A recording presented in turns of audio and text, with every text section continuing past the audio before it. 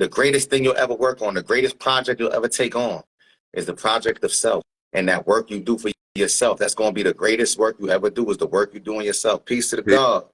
Peace, God. You just hit my story on the nail, brother. Talking about shorty, daughter, like, you know what I mean? Like rebuilding, focusing on the inner self and not like everything else is bullshit that don't apply to your growth and your development type shit. Like everything. You know what I mean? Anything that don't apply to that shit. And motherfuckers don't understand that shit. Especially when you moving, when you really understand your purpose, when you really understand love, when you really understand loyalty, when you really understand moving at a rate of progression and nothing else. You know what I mean? Like if it don't make progress, it don't make sense. Like people be That makes sense. money type shit. Like money is a part of you receive money as a part of the progression. You receive money as a part of your growth. You know what I Mm-hmm. mean? Like, oh, all right, I'm putting myself in the right positions. I'm putting myself around the right people. Mm-hmm. I'm giving myself the antennas and the satellite to pick up the opportunities that's actually going forward myself type shit. Like, so, you know what I mean? That's going to come. You know what I mean? You That's just got that to focus. moment of recognition, though, when you recognize your own worth and value and you stop denying that you as an individual have worth and value, because for the majority of our lifetime, we go through it devaluing ourselves. And the proof is in the jobs we take and hold, the opportunities that we squander, the What? moments that come where we needed to stand on our principles and laurels and say, yo, listen, I would have done this for this, but I need this. So if we can't come to that conclusion, I'm willing to pass this up. Man, there's so many moments that we just won't even engage in real time because we don't believe we are worth it. We don't believe we deserve it. So we just let things play out however they may play out and basically just be thankful for whatever we get. Like we supposed to just get the crumbs off the plate. Nah, my favorite, like, I go back to Jay-Z line, like, when he said, if you don't give me heaven, I'll raise hell till it's heaven. 100, 100. You know what I mean? Like, the conflict, like, I realized that exactly what you just spoke was being that humble and peaceful and, I mean, self in situations where it 1,000% deserves conflict. Like it 1,000% deserves conflict. Nothing else can be done but the fact that you have to say, nah, hell no, fuck that. Like there's nothing else to be done. You can't be like, well, excuse me, I'm sorry, I'm sorry. You know what I mean? Maybe, might, no, it's hell the fuck no. Yeah. And people don't understand. And that might be, it might be your mom that you might have to be like, yo, hell the fuck no, like this ain't about to happen. And then be like, I'm sorry. You know what I mean? I apologize, maybe, might, and all that stuff come after. But first, you gotta set it straight. You gotta set your record straight. Yeah. Yeah, I mean, like, yeah, definitely. Well, those are those moments that a lot of us, when we transition from quote unquote boy to man, Mm-hmm. in the eyes of those that raised us, not because we in that moment became a man. We were already walking the path of a man. As a child, I thought and acted as a child. As a man, I think and act as a man. But that does not mean that those that reared me and brought me up are going to give me that credit in real time, because they're going to default back to the moments of my childhood. They're going to default back to the power that they held over me as a child and not want to recognize you have to relinquish and give unto me the power that I'm already holding, because you don't hold any power over me. Now you just have the illusory thought of having power over me. And a lot of us will play the role out of respect. But then we forget, if we're both now adults and you're aging up into an elder, but I'm an adult, where is my respect? Do I not earn respect? Do I not have respect? Have I not gained and claimed respect in my lifetime? And until, again, we stand up for ourselves to people that might not have been able to see us through that lens until we help them to put them glasses on. Standing in power. Until you stand in that power, motherfucker is going to keep trying to place that power hold back all the way until, yeah, I mean, they're gonna keep trying to reinsert it type shit. And you got to keep reinserting yours. Like, and the more that conflict happens, the more you'll be better. The more you're trained into the articulation of nah, and it gets more easier. Like nah, that's just like Neo when he hitting them with the joint with the one Yeah, hand. Like, it's like, with the all right. force. It's like, all right, chill. Like, you know what I mean? Like, but prior to that, you was like, yo, you was running. You was, I mean, I got to get away from this. I got to do this. And then you develop those skills to be like, listen, and then you can do that wherever you at. Then it ain't got to be just shit. Then it could be your boss. Yeah, Then it could be the cop that pulled you over. Then it could be, I mean, and you kind of, you using that Jedi mind aspect to deteriorate all the bullshit from you. So definitely. that's a fact. Mostly 4Z asks, do you think people's reality are their perceptions of life, how the world is trying to force people to perceive the reality? I'd say it's a combination of both, and there's no way for it not to be, because the reality, here's where it gets tricky and wicked if we're being real honest with ourselves. The reality that we believe ourselves to perceive of our own free will is a reality that was prescribed to us, dependent on your circumstance, your situation, your geographic location, your financial status. All of these subsets of reality and humanity have a predefined role to each of them.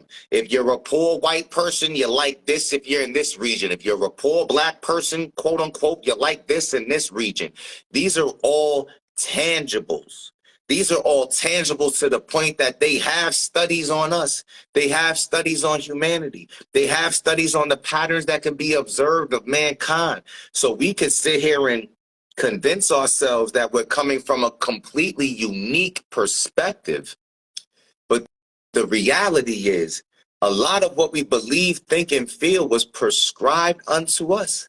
So it takes a lot of time, energy, and effort for us to dispel that and come to a point of thinking individualistically. And even then, you have to always take a step back and say, where did this thought come from? Is this my own thought, or is this a thought that I caught in the ether that was being beamed out? Someone else's idea that was prescribed to me, someone else's ideology, someone else's feeling. And that's where it gets real tricky, because who the fuck want to admit, like, damn, yo, I ain't really thinking for myself? Facts.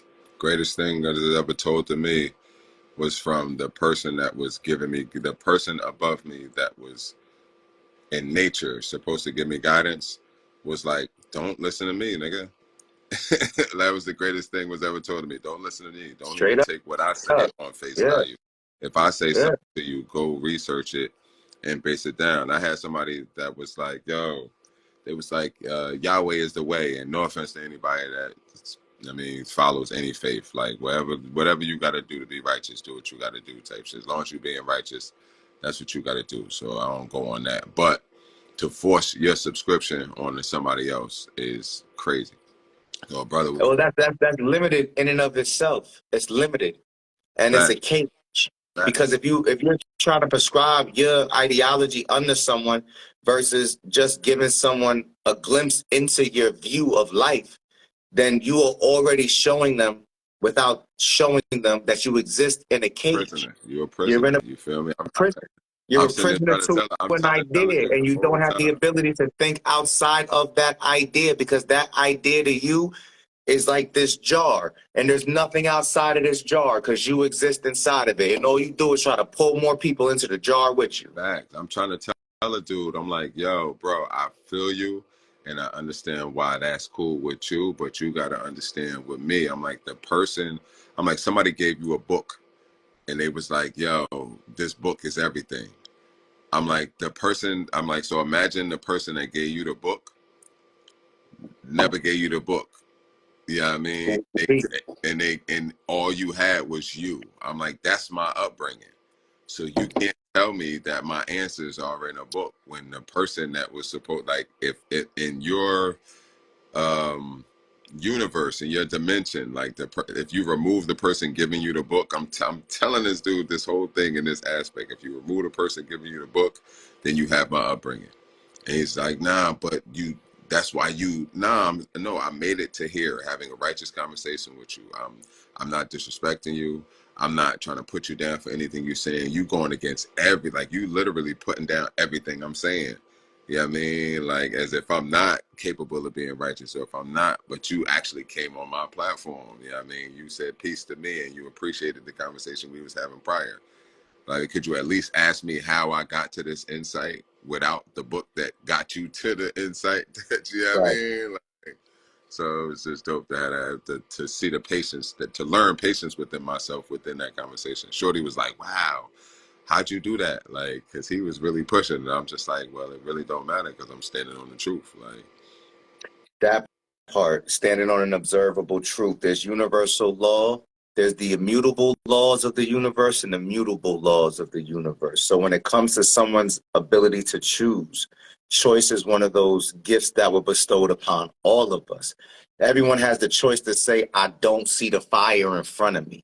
But the immutable law is that if you step into that flame, the process of transformation begins whether you want to admit it's happening or not. Your ass about to burn. oh, but, You ain't got to admit you burning at any point until your last breath is extinguished. I ain't burning, but your flesh finna burn. And you finna change forms because that alchemical reaction is an immutable law that no one is above. So we exist in a realm where, as I said before, all of us have the ability to choose which lens we want to peer through, which will skew how we see the world. Rose-colored glasses, those blue-tinted glasses, or the clear frames. But it does not mean that when we jump into the water and we can't swim, that we gonna come back up because we just believed we would. That's not how it works. mm-hmm. So in our world, we have to come to terms with the fact that some people are choosing to ignore certain aspects of reality for no other reason than they have the choice and they haven't been forced to deal with reality on reality's terms in the moment. But once reality decides to teach the lesson, there's no avoiding it. Once the universe decides to intervene and give that person the lesson, there's no avoiding it. So that's why I enjoy talking to people who have a theological background, a potential religious background, because a lot of people come from a very limited space. Yeah. Like, I can't wait for the day that I get to have a conversation with D1 for no other reason than I truly want to know if he can view himself as being a prisoner, or if he feels that because he says Jesus is the way, that he is the way leading others to salvation through the word of Jesus. And that would incline him to believe that anyone that's not on that path as well is not being led to their own personal salvation. I Yeah. just would be very curious to pick the brain up. Then I'd be curious to see, have you read all the books of the gospel, or have you relegated yourself to one specific version because it helps you to stay into an echo chamber that gives you confirmation bias? And then if he doesn't know of the other books, I'd love to expound and go down the list, because there's so much history to our world that's tangible that it leads me to a place of curiosity when I find someone that's just chosen a specific lens to peer through. And then in that moment, even though they peered through another lens beforehand, they refuse to see any other lenses. No other lenses exist. There is no other lens now. You're everybody and I'm so glad that you brought up that name, because you're everybody, that person, you're everybody that you're going at. You're just using this content. Yes. Like I mean, you're Rick Ross. You're just using this content. You're Meek Mill. You're just using this. It's a clout chasing aspect to religion. You know what I mean? You're using religion as your vehicle to gain attention. You know what I mean? Like, it's to poke beefs and things of that nature doesn't seem productive to actually getting a message of positivity across. Like, you don't start war to create peace, so to speak. Unless you're a tyrant, and if we're looking at it from a Machiavellian stance, letter to the prince, if you believe you are ruling power and you have the ability to rule, then yes, you will have to rule through violence, terror, and tyranny, so that you can create a state of peace, because there are going to be those that will be willing to bring violence unto you to get their point to be the Fact. ruling point. Fact. And that's been historically done. And if we want to, again, use a reference, because we're talking about D1, and Mosky said, but isn't that forcing views and or religion on people? No, see, I don't attempt to force anything. I enjoy conversation, because conversation leads to open mind, or the recognition of a closed one. It's observation. Because I will play devil's advocate based on the fact that I'm literate. I have a background in certain studies, so I can approach conversations from different standpoints. I could approach it as if I'm of the gospel. I could approach a conversation as if I am a worshiper of the gospel, because I have enough information and rhetoric to be able to have that conversation if someone's trying to shit on it. Because I don't want to shit on any one specific religion. I don't want to shit on anything. I just want to observe the human experience, and in real time, be a reflection to those that are observing their own human experience. Because then and only then will we start to see that there is no dividing line between us. It is the law of one. And everything that we think separates us is exactly what unites us. But for those that are looking for the claim, oh, no, I know you're not talking about me. I'm just talking about in general. I'm just answering that question in general and in totality for anyone that's listening. Because I can be seen as someone that might be trying to push a view, the same way D1 can be seen as someone trying to push a view. And depending on how you approach a conversation, the observer will feel like someone's trying to get them to think like them. Because a lot of conversations aren't meant to be generalized conversations to get to a point of open thought and observation. It is to push an agenda. It is to project an idea and or ideal onto a group. And anyone that's starting to deal with the fiat system of money, which D1 is now making good money. Let's everybody that can observe knows he's doing well, and that's a fucking blessing. He's earned it. He's done work for it. But that fiat system that he's in and playing into is based on an idea that he propagates. And if he stops propagating that idea at any point, let's say he goes to Kemet, which was Egypt before it was named Egypt, and he starts to read. He finds the Emerald Tablet. He reads up on Thoth. He reads up on the Book of the Dead. He reads up on the things that I've read up on. And he says, wow, I am now able to peer through a lens that has changed my personal belief. Will the You think he value would of his ever message, say that, knowing that he might be risking the money he's making in real time? will the value of his message remain the same? No, it will Right. not. Will the value of his message remain the same? Perfect fucking phrasing and question, because that is the reality of it.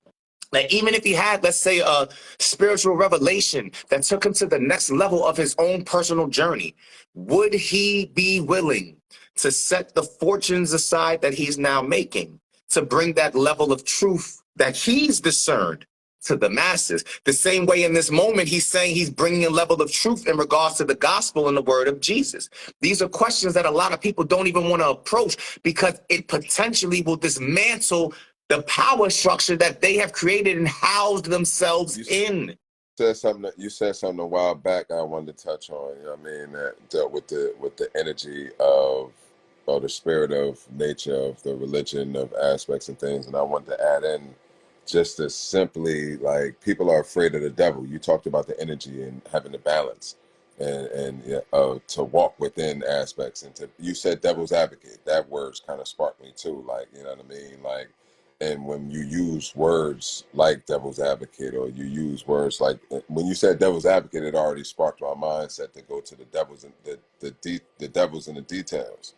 You know what I mean? And that automatically sparked my mind into what people are afraid of. People are afraid of this relationship with the quote unquote devil. You know what I mean? When all it is just this opposing energy to another energy.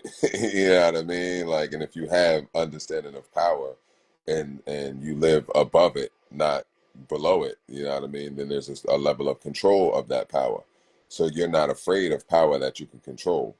You know what I mean? You're not afraid of these quote unquote devils. So, yeah, I mean, I have to play devil's advocate. You know what I mean? So therefore, if I have to play that, then I'm not going to be afraid of that, as opposed to if somebody from a religious aspect who already has that cemented idea of control in their mind, or prison in their mind already. Then as soon as they hear devil, it's kind of like the warden to them. They want to go back into their cell for any aspect. So they can't play devil's advocate. They don't see the devil in the details. They're afraid of it at every aspect that they go and perceive life at. So that automatically opens up when you don't have a religious um, um, cemented aspect to or perspective to life, you know what I mean, then you can play with these devilish tools and not be considered so a devil, you know what I mean, so to speak.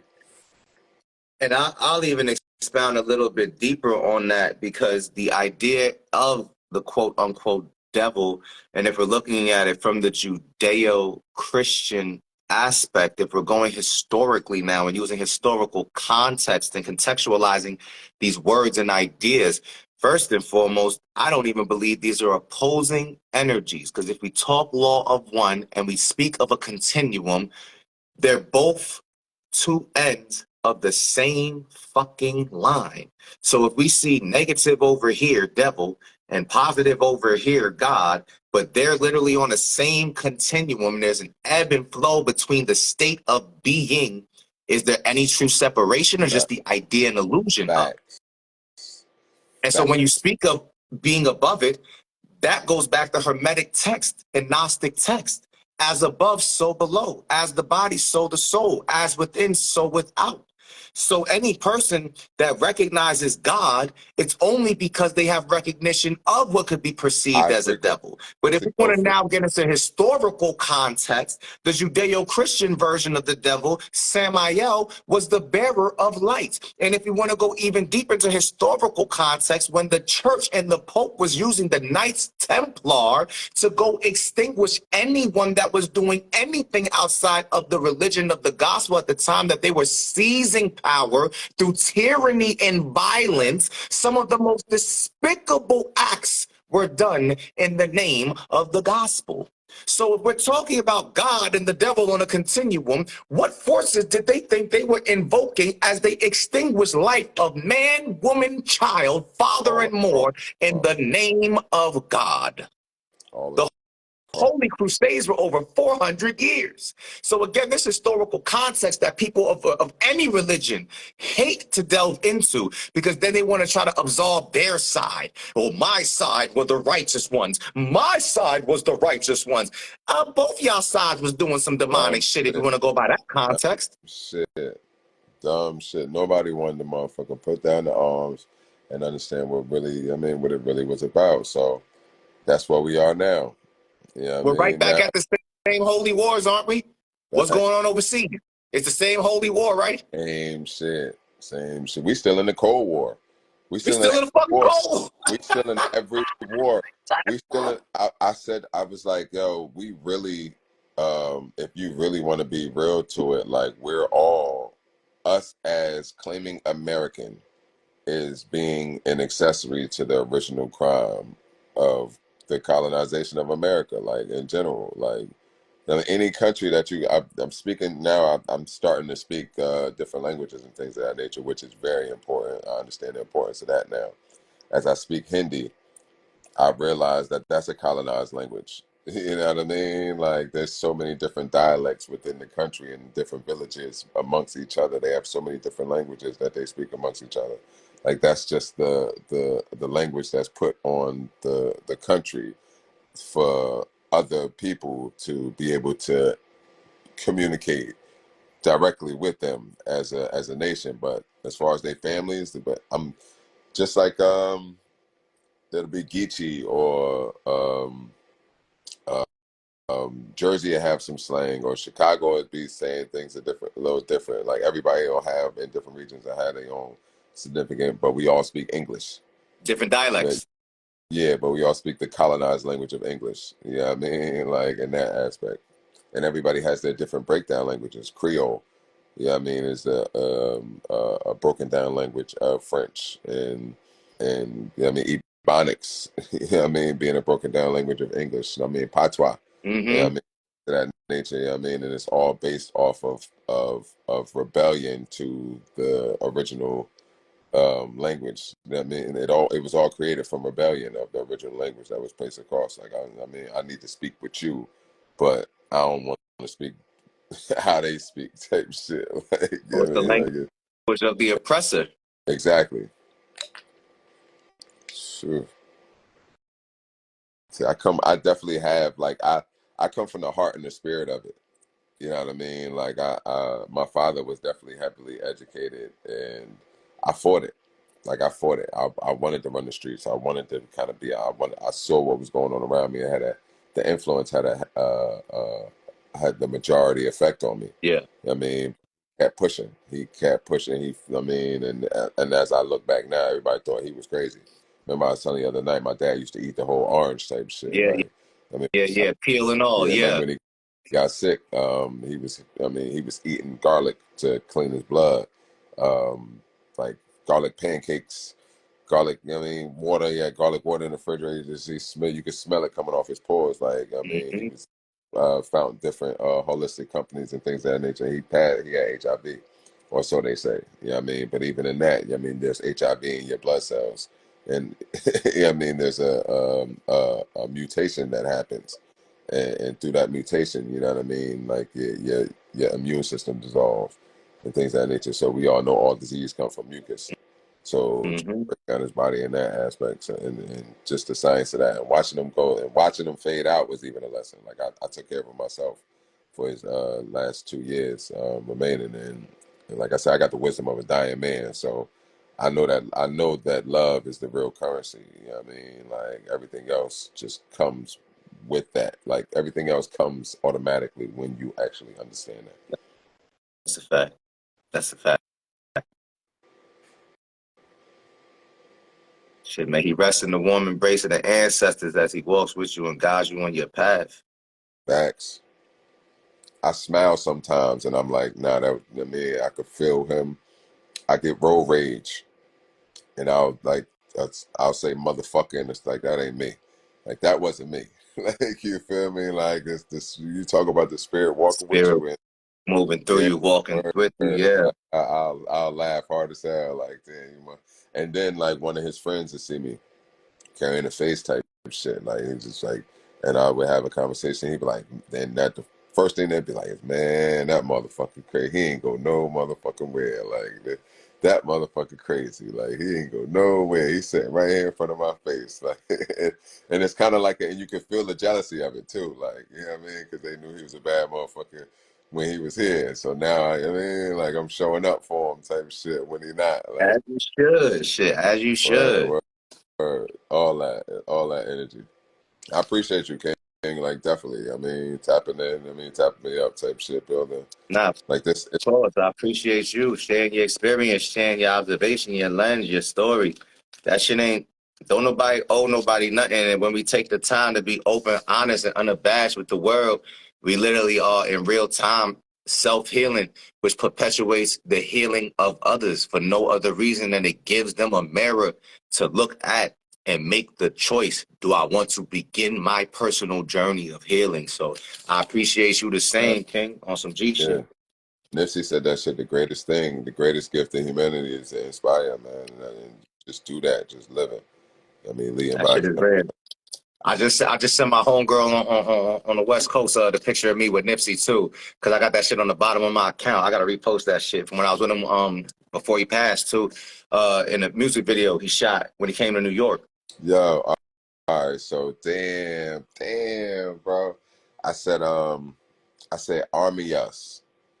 The footprint that you seek in the dirt to go. Inside's where you look when you lost to know. Your answers Mm. are reside in your heart that should glow. I prayed the nip before attempting to borrow his flow. Secure the future, fuck the bad, cause we flex when we blow.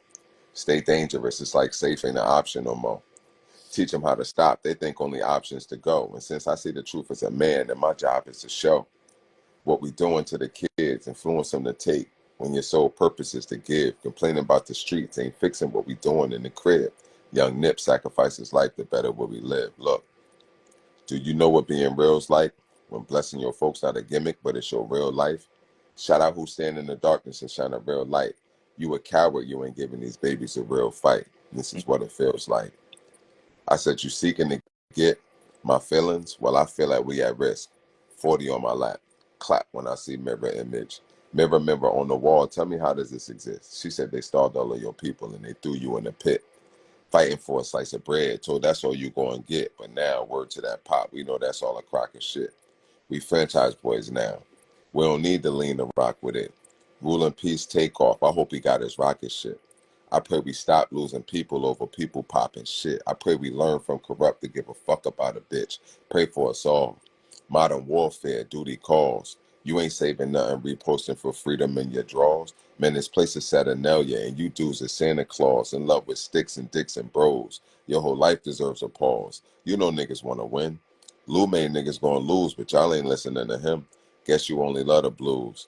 I arrived on a month Mike Jordan was drafted. Wait, hold up. Keep them shoes. Give me back them kids that was blasted. My pop said never chill, cause shit is still drastic. But you niggas just want to feel past it. If you're not making change, you won't last, bitch.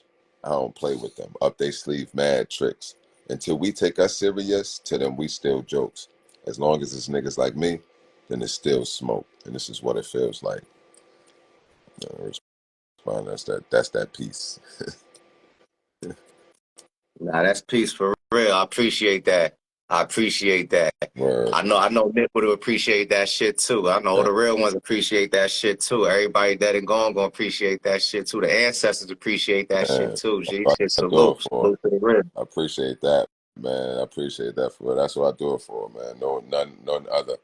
I was talking to Chris the Glove. Shout out to Chris the Glove. He was the DJ that was on the movie Beat Street. Yeah. Like was Bond, and he like, yeah, they not going. I mean, pump that, and if you trying to get, they not going to pump that. You know, they don't want to hear that. I mean, da da da type of shit. I'm just like, man. I'm like, trust me, I chose integrity years ago. Like, I chose the path of integrity years Yeah. ago. So I already know what this shit come with. You know what I mean? Yeah. Shit, if you ain't selling ass and you ain't doing the weirdo shit, man, always gonna be the road less traveled. Yeah. And it's always gonna be an uphill battle. They ain't here to get no handouts. Yeah. And you once you that's the success. Like people don't understand that's the success of entrepreneurship, period. Like of you being a man, of you being you and standing on your own. Like the success is at the decision. As soon as you make that decision, no matter what happens in the physical realm of existence, all of those things are lessons to that growth, because the success happened the day you decided, like I'm gonna be this. Like when the day I was like, you know what, I saw Black Chakra go up and kill that shit in Baltimore. Like I was rapping forever, like I mean, and rap was shoving me away. Like, yo, you sound like a spoken word artist. Yeah. That was fire, but you sound like a spoken word artist. Yo, your flows is dope, but you sound like a spoken. I heard that for years, bro. I stopped rapping altogether and I started my podcast because I didn't want to stop my message.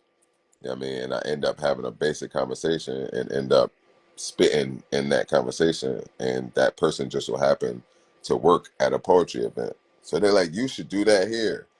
And you know what I mean, so poetry kind of like as rap threw me out of like every chance I got, rap Right. just kind of threw me out of the building.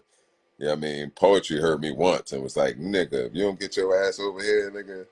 And ever since then, it's just like, yo, you belong here. Every time I spit, it's like, get your, what? Like, I got some people over here you should meet. Yo, it's an event over here you can come to. It's like, oh, the welcome mat is, I mean, it's like a red carpet type shit. So, That's the fact. I was gonna say, whenever you find those that appreciate you and don't tolerate you, they're gonna always welcome you with open arms because that energy is reflective and it's cycling through and coursing through versus people that are attempting to repel. And when it comes to the state of rap and hip hop, it's not even that you got a spoken word flow. It's that the frequency that your words is emitting is not aligned with the malignment of what rap has become as a whole. Because rap as a whole right now, if we're looking at the majority of the people that have sway in the hip hop community, power in the hip hop community, they functioning and making a profit in the hip hop community, they frequency is low. We just call a spade a spade. That's why Sukiana's doing well. Sexy Red is doing well. You know what I mean? It's shake that ass for Drake, then shake that ass for me. It like, let's go spade a spade. So it ain't spoken word, but the fact is you speaking the word. And the word is of a high frequency in general. So as a hip hop artist myself, that my last mixtape was with DJ K Slade before he passed away. God rest the legend and the dead. Is a New York fucking legend. He was one of the last few bastions that was making sure anybody that really had a message That's was an even actual. getting a shot. That's an actual fact. That was his role forever. Like, I mean, I remember the Drama King is in the building, hearing the late night, the nigga spitting from jail and shit. I mean, Listen, what? that's why I'm proud to have that man's stamp and that man's name on the last mixtape I dropped. That shit means something to me as a hip hop head. So y'all get it, man. There's not a space for us. It's the space we create. It's that fucking simple. Facts. That's like facts. GhettoToGlory.com. GhettoToGlory.com. Facts. And even in that, like that's like a trick. Like that's a setup. Like, I mean, when people see the word ghetto, I mean, I wanted to hear that that stigma be placed on the quote unquote black community. You know what I mean? Like, so I can educate people that the original ghettos was created in Nazi Germany. It's an idea. It's a bad place. It's a place where you put people to keep them in a bad circumstance. You know what I mean? Mm-hmm. So everyone should want to leave that bad place and go to somewhere more glorified. You know, Mm-hmm. in that sense. So that's where that kind of meaning came from. And I do fitted hats. I'm mad as hell I can't find my goddamn hat. I did hats specifically, like for the reason of the kufi and the yarmulke and the fez and the ideal of the reminder that there is something above you. You know what I mean? Whether it be a duty or responsibility, not just it doesn't have to be an entity. You know what I mean? It could be a responsibility to your children, your responsibility to your neighborhood, your responsibility to yourself. You know what I mean? Whatever it is, just Real. put above whatever that thought process is of everybody else telling you what to do, because that's the ego of yourself. That's real. That's real. Definitely dope, man. Man, I got open mic tonight too. Mr. Tell you, definitely I can't. Shit, shout that shit out. Where the open mic at? Oh, on my IG right here, man. Open mic 7 p.m. man. Live tonight, man. Every Sunday. I say Every that. Shit, I might Sunday. try to tap in. I might try to tap in for sure. Definitely appreciate that, man. I had River Bay. Shout out River Bay, my little sis. Yeah. She 10 years old, bro. When I tell you, like, she about to be like a big thing out here, like, and just off her own merit, like nobody writing her shit, nobody in her energy. I watched her command the showcase that she threw and she put on herself. Like, she had a little buzz. She did the joint with Jim Jones, Yeah. Jim Jones sampling this Yeah. shit. Yeah. Took the bag and bought some A&Rs down and had a showcase for the rappers in our hood. Like, and people came through, spit. It was kind of like people talking over each other and things of that nature. She got up, took the mic, told like 3 or 4 jokes, like like dad jokes, and really commanded the crowd in such a way. Like, I'm like, I see her rap and do all that stuff on a regular basis, but to see that, like, to really just start regular conversation and get adults to shut the hell up type shit and pay attention to other adults, That's because it dope. wasn't about her. Like, and that's fire. I was like, yeah, now you got my full support ever since that day. So That's the definition of an MC right there. That's a master of ceremony for sure. facts, facts, Control and command the crowd. Bring them to the level you want them to be at. Keep them there, and then take them to the next level when it's time. facts. Getting there. Getting there, learning from little sis. And that's what people don't realize, that too, being open to education, period, to the lessons, period. She's 10 years old. You know what I mean? Imagine if I had the ego, like, man, I've been doing this since I was this, man. What I'm telling you, that's exactly why you sound like somebody from the 80s, and why nobody in the 2000s and 20s want to hear what's going on, because you Mm-hmm. haven't adapted to the sounds of and appreciate The youth. exactly the sounds of the youth. I refuse to be one of them old motherfuckers type shit and be like, man, it's nah, man, adapt, adapt or die. Adapt or die. Yup. That will fucking die. Straight up. That shit is real. Straight up. Damn. What's your that's your artist name on your joint, right? Kid Works. Yeah. It's Kid Works on all streaming platforms. It's Kid Works everywhere. Kid Works on all social media. Kid Works on the podcast, Unrehearsed. Everything Kid Works. It's been Kid Works since shit before I went up top in 2010. All right. Okay. It's good to say. I've been grinding. So I've been grinding the last 4 years. Like legit grinding the last 4 years. I had the idea probably 6 years ago. Mm. And I Spike Righteous. I kept saying it. Like it just popped in my head one day. Like it's like, yo, Spike Righteous sound cool. Sound cool. Spike Righteous. Spike Righteous. Like I just was saying it, and then I would say like righteous things, and I would hashtag Spike Righteous on Twitter. You could probably put a hashtag on Spike Righteous, some old ass shit to pop up, and then have some old ass when I was trying to articulate some shit. That should have probably sound dumb as hell right now. Yeah, dope. But my people hit me up, and she was like, "Yo, I looked up Spike Righteous. I know you were saying it." She was like, Spike really means arise. I was like, oh shit, like literally means arise. So arise and righteous. Okay. And I was listening to the Fab joint. He was like, I'm doing the right thing like Spike Lee. And and a light bulb just hit me like, that's it. Like, do the right thing. Like, and not even a right thing, or, I mean, just whatever your standard of right is, whatever you think is right, just do that shit. You know what I mean? And then we'll figure whatever the fuck out later type shit. You know what I mean? But It's real. as far as that, just dude, I was like, ah. So I was like, oh, so when he said Spike, I'm gonna use the Spike, and boom, it just kept going. So that ended up I get my LLC under that. And Ghetto to Glory came from just that, like people being so like my father told me, like you're not black, right? I'm like, what you mean? Like, motherfucker, you not black, motherfucker. Like, I mean, that's the black is the description. It's the color of something. Like, I mean, the remote control is Black black. is the absence of light. You know what I mean? Like, but in the classification of it, even the classification of it in socialism, like it's a falsity. Like, it's like there's no country in black. So to have that difference of perspective coming up early on, and for everybody like, yeah, we this, we that, we this, we that. Like I kind of was outside of that for a long while and not understanding how or why. I'm like, wait, they saying that, but he told me that's, you know what I mean, that's that. Like, you know what I mean? Like, it ain't no country black. Like, so it's like, but these my people, these my folk. I know these my folk. Like, man. So having to understand culture outside of the culture was super weird to me, and it was always like a sign, like a logical thing, not an emotional thing.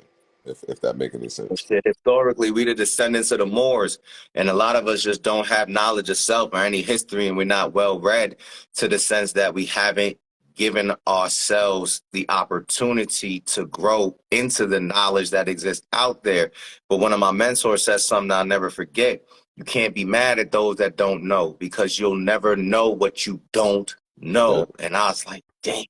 Fuck, I was like, how am I getting mad when at one point I didn't know and I acted and existed in a state of not knowing. So the more we gain knowledge, again, it's that illusion of separation. A lot of us try to convince ourselves that we're separate from another and better than another because of ...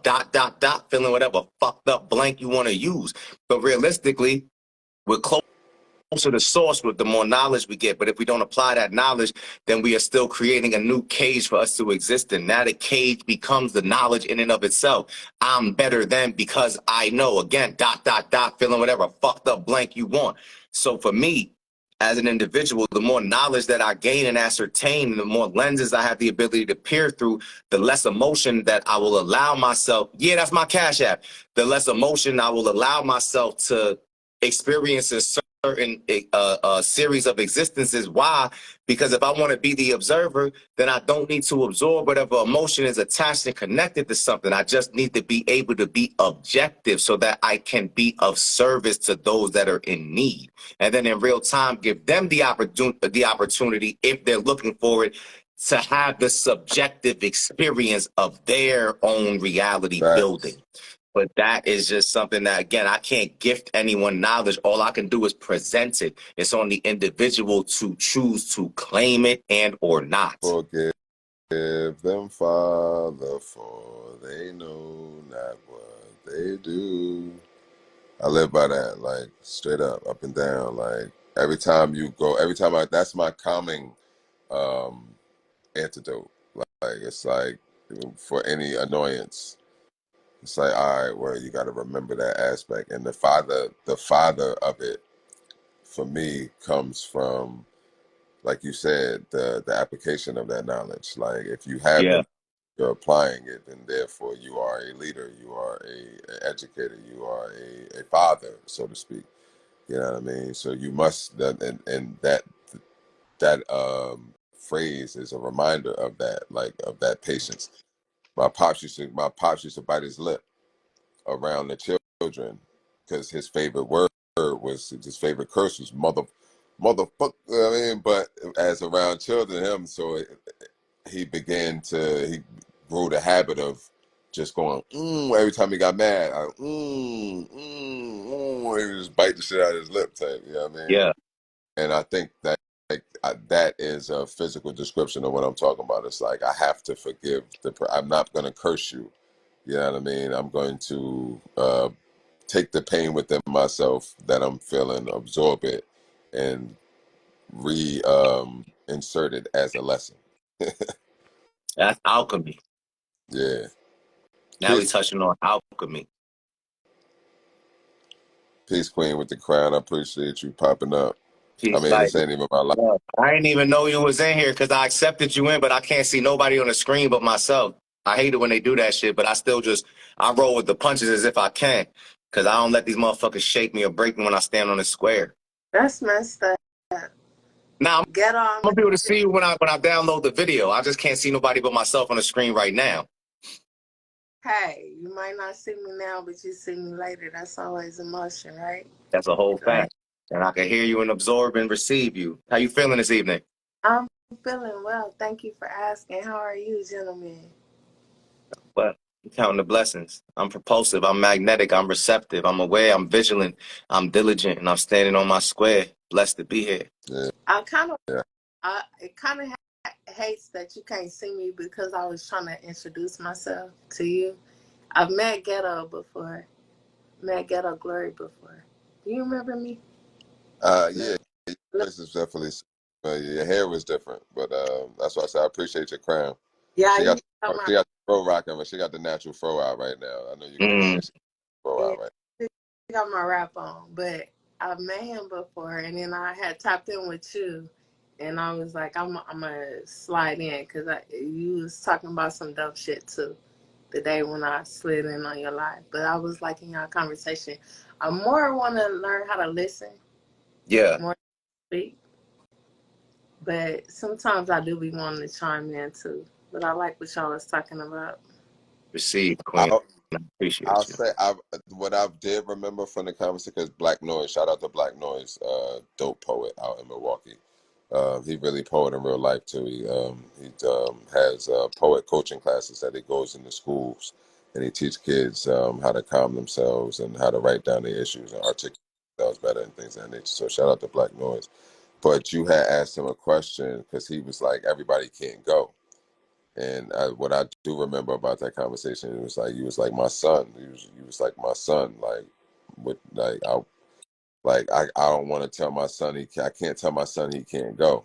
You know what I mean? Like if he's out there and it was under the guise of him choosing decisions that, you know what I mean, would make it so that he can't go. You know what I mean? Make it so that you on a more so low frequency moving when we moving on a high frequency in this direction. So I Mm, remember that part of the aspect. But what I do remember at the end of that conversation was that you were actually receptive to the information that was being given. It wasn't like you had doubts coming in and questioning what you should do in that circumstance, but you was definitely open to receive the information that was given when it didn't even go with, with, you know what I mean, what you were originally feeling about the conversation. So I mean, I know mm. you. open and receptive person. That's what I do remember about you. Yeah. I'm trying to remember. I'm trying to learn every day, and I still feel some type of way about that because I think it's like the motherly instinct that because it's like if it's my son and somebody telling my son that they can't go, I gotta get my son ready to go. Hmm. That's me. I gotta take that on myself. I gotta get my son ready to go because when we gotta go, we gotta go. Everybody should be able to go. No people left behind. And that's just like something that I feel like dear within my heart. And even if like I understand like some people may have to stay back to get the other ones to go forward. But I feel like I'm that person that can sit back and get everybody else ready. Like, okay, y'all go. Y'all ready. I could sit back and I could suffer the consequences. But the legacy, the upcoming are the ones I gotta go. I'm here. I serve my purpose. Even if my purpose is to get the youth. I'm a big person about children. I love my kids. I'd rather sit at the kids' table than the grown folks' table. So it's my job. Like I think when everybody finds their purpose within this life, within this realm, then it will flow. So my purpose, I've decided, and it's not even my decision because I fought it for like a long time. I don't want to be Big Mama, but this is what has been called upon me.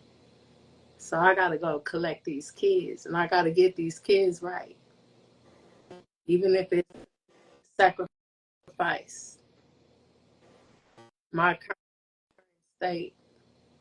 I got to get these kids ready because I got to see their greater future. Feel me?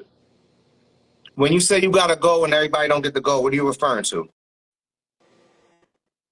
This is just something that people have told me. Like we moving forward, and it's the motion. It's like the passage.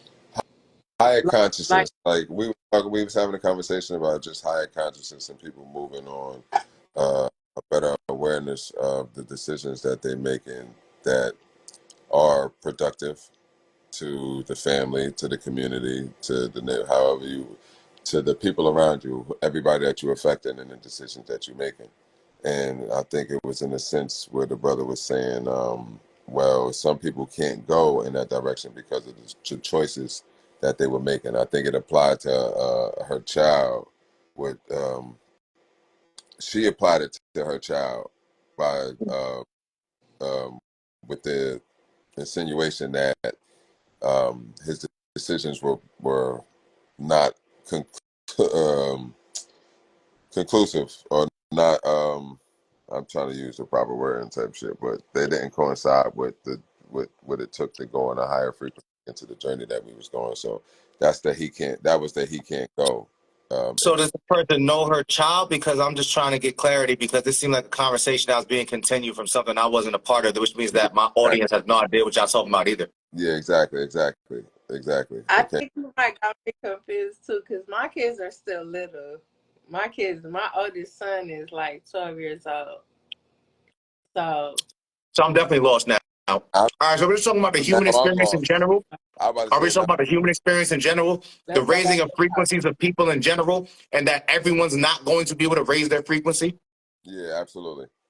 Oh, that's a fucking fact. but That's a I fact. don't I don't see why that is so though. You want objective truth, or you want to deal with some subjective, lovey-dovey opinions? Because we can do that. We can do both. I We can do both. like I like the lovey-dovey opinion. Okay, so let's start there. On some lovey-dovey shit, in a perfect fucking world, if we just put in enough work and effort and we just fight the good fight, then we can save everyone from themselves. In the objective reality, you can't save a single person from themselves. You only have the ability to save yourself. And if you build up enough physical, mental, and spiritual strength, then you can be of service to the meek and the weak and the elderly, the ones that cannot protect and save themselves. And even that becomes a task and a toll, because as they say, when you become a what is it called? A lifeguard. If you go to save someone in the water and they fight you as you try to save them, you must let them drown. If not, guess what happens? You both drown. And that purpose you thought you were here to serve, you are no longer going to be able to serve. Because if there were 5 other people in the water that were actually waiting and just waiting and waiting, please save me, I'm not going to fight you. But you wanted to keep fighting with the person that's fighting you in the water, you're dead. They're dead, and the other 5 die. So this is what we come to the concept of the greater good. And this is why we have military forces, hierarchies of strength, and assignments of duty.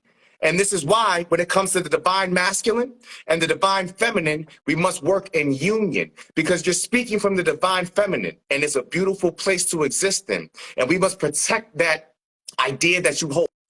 We must protect you so that you can be that nurturer.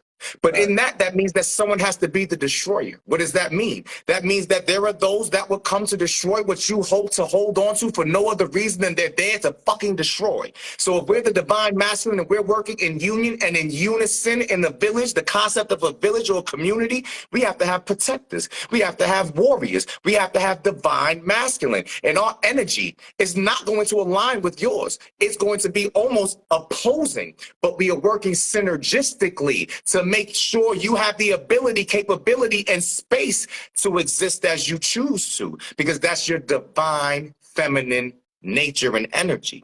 That's the objective reality. We're talking about polarizing forces that exist on the same continuum. Talked about earlier, the negative and the positive. One's going to be seen as a negative, but only from the opposing force. If a man's defending his village, the people that he slaughters are going to see him as a fucking destroyer and a negative force, but his village is going to see him as a hero. Perspective and perception. Facts. Just like what's going on in Palestine. Perception and perspective and perception. So I'm not saying you're wrong. You can't be wrong. You're existing in your nature. You cannot be wrong. It's impossible. But that's not an objective truth. If you try to save everyone, you're gonna die. So that was dope, because she asked for the lovey-dovey. Black definitely gave her the raw truth. The last time we had the conversation, she got the raw truth. So this time you got the duality of it. I mean, you got the. So there is a duality to it. That those are opposing forces and energies that can coexist, but one cannot actually exist without the destructive force to be around it to save it. Jordan Peterson talks about this all the time. A righteous man is not a man that doesn't have the ability to be violent. The righteous man is the man that recognizes his ability for extreme violence, but chooses not to employ it because he sees the reason not to. And if he does use that extreme violence, it is because he's TTG, trained to go. And this is the moment where I must use it, because if I don't, then I am existing in a state of meekness and weakness. And I am of no true benefit to those that I say I quote unquote love and value. That's a man's duty. Synergistically, energetically, physically, that's a man's duty. The same way, if we're talking about the forces of nature, it is your duty to be the nurturer, to protect those children, to sit at that children's table, because it's your nature. And to deny your own nature is to poison thyself. So I'd never say, don't think like that. You're wrong. You are fucking absolutely right. But it can't work unless you have those warriors around you to protect you and give you the space you need to exist in your divine feminine nature. Facts. I think there becomes a discussion upon women, right? This I stepped in on a conversation between men, right? But there's a conversation upon women, and it's like, because I breastfed and I birthed these children, and I cannot put them to the wayside. And even like, okay, you my man and you they father. I can't even let you harm them. No, No, that's what he was saying about you being the energy you have a you are. duty. You have to Yes. be 100% of what you are, and a part of that is making sure that that energy that coincides with you, that walks with you, that masculine energy is there to defend you and those children. And I mean, and if like say that for any reason that the person is unfit that's there, it's still your duty to make sure that someone that fit is there to do so because of how your energy is represented in the world. Yeah, I mean, your energy is the most grand, it's the most valuable. You know what I mean? And what Pac said, you know what I mean? That you want to hurt the ladies that make the babies, like that don't make sense. So yeah, I mean, there has to be a man there. There has to be, like he said, there has to. If you're the healer in the feminine energy, there has to be a destroying energy. There has to be a masculine energy there to protect it. So I mean, you got to bring the balance to the situation.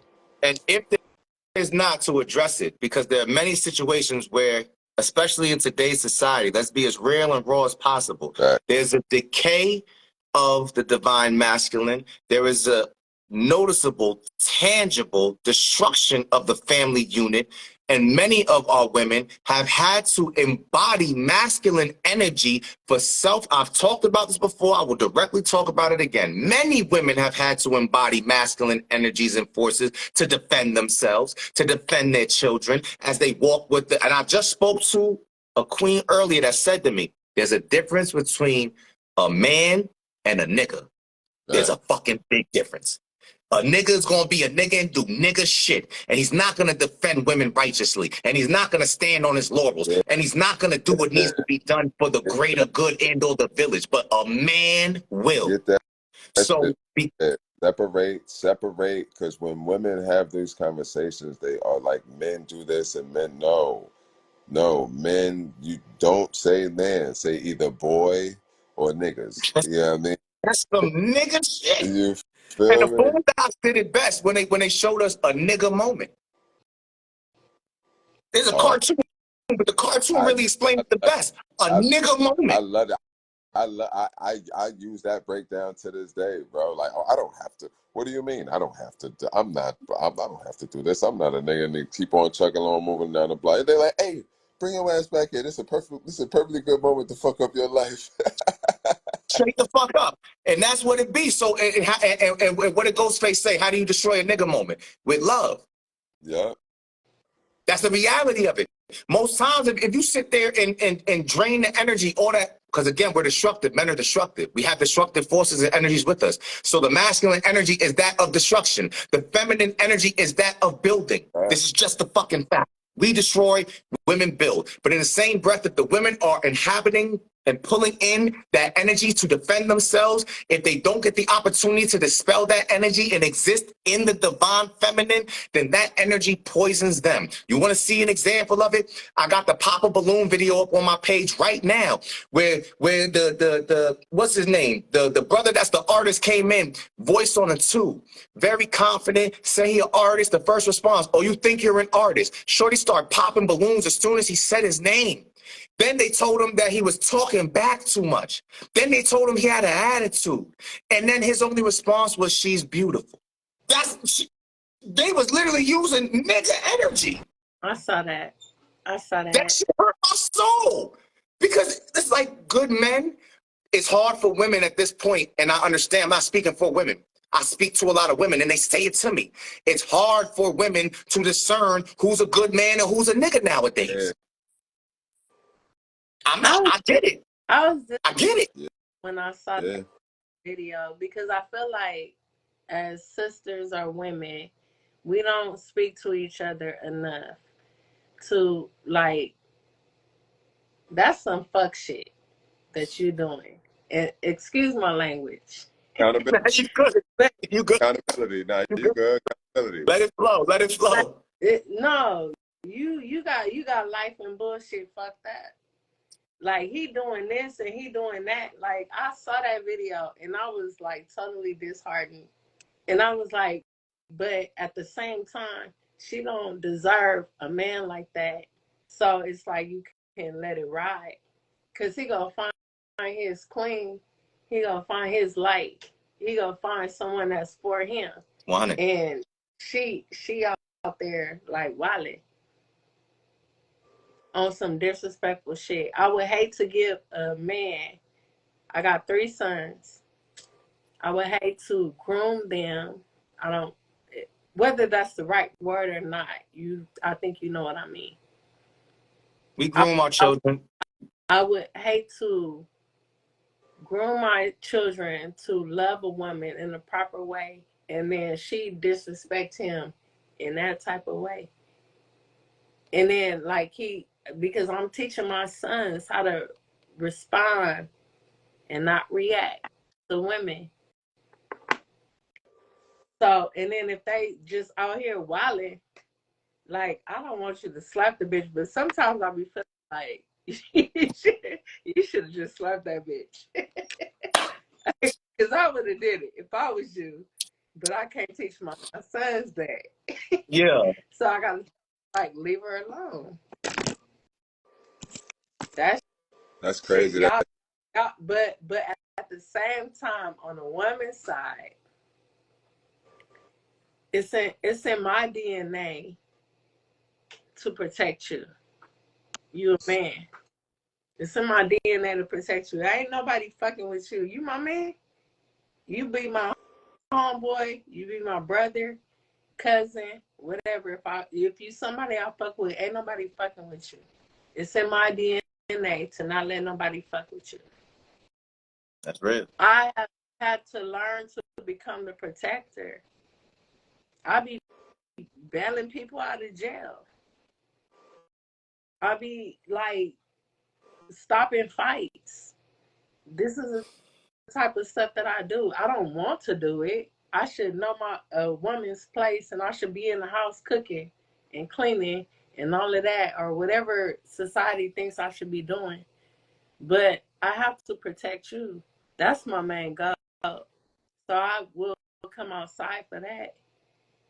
Fuck this chicken. I'm coming outside. I'm about to come protect your ass. I would say put that. I would say have that thought. I would say have that thought in reverse, because when you, as far as society and protection, like when you have the ideal of I need to protect mine, then the tools that come from that alone, like society can't break, can't shake, can't influence. Like then that's when you create your own world from just that focus of thought. Like I gotta protect mine from any way, shape, form, or fashion that I can from within me. And then you create. That's when you learn how to create a universe within your surroundings, or with your own. That's like we were talking about earlier, alchemy. You know what I mean? People don't believe in themselves enough. You know what I mean? And there's too many options. There's an A, B, C, D aspect to American ideology that leaves people dumbfounded. We used to have open-ended questions on our tests where people wanted to know what you were thinking. You know what I mean? I remember when that didn't matter anymore. And it was just like, yo, pick one of these. And that became the standard. And that standard for who was smart and who wasn't. And that's not how you think at all. Yeah, I mean, you have to open your mind up to the possibilities and use your imagination. So that's what Peace.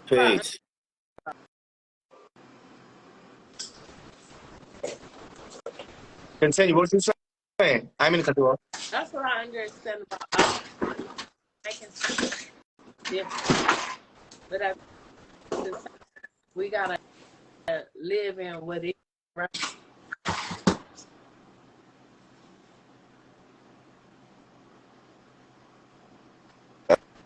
I ain't hate that. We gotta live. We gotta live in what is while trying to produce alchemy, right? We can't. We trying to change shit, but right now we are where we are.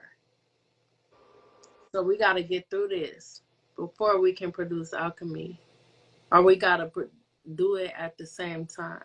Yeah. See, First and foremost, power of the words. Always recognize the power of your words. To try is to fail successfully. So it's either we are doing or we are not doing. There truly is no gray area. The gray area is what we create for ourselves so we can sleep a little bit better at night. That gray area is of the man's making. That is not an immutable law. There is a positive or a negative energy flow. Ain't no point in that yin and yang. Is there an actual in between? That's why you see the defining line to split it. But what we have to recognize is that we don't have to recognize. We can all play blind, deaf, and dumb. It's a choice. Is that alchemy happens in real time. So it's not that once I get through it, I'm going to alchemize it. It's now I'm at the point that I'm able and choosing to alchemize. Because again, I'll use my own example.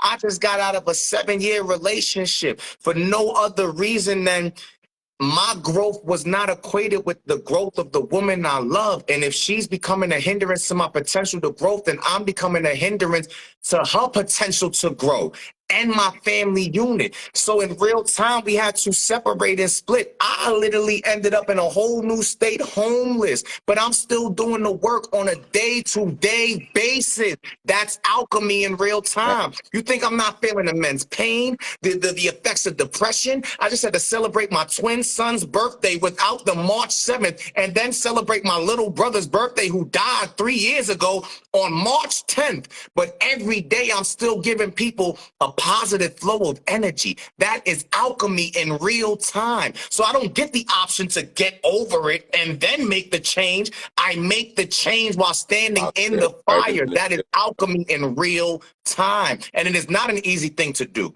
So let's not ever pretend that this is, oh, everyone can just snap your fingers and it happens. Be ready to deal with the most intense pain of your fucking life. And then you can show people the most intense joy in a moment. You don't deserve it if you're not ready to. I mean, it's all a test. It's all a test. It's all a test. Man, what? You talking? But I can't even. I ain't even. Was that a that was a piece? Nah, that's life. Life is a piece. That's what I was gonna say. I'm like, you sound like you're spitting straight facts, but it sounds like a poem.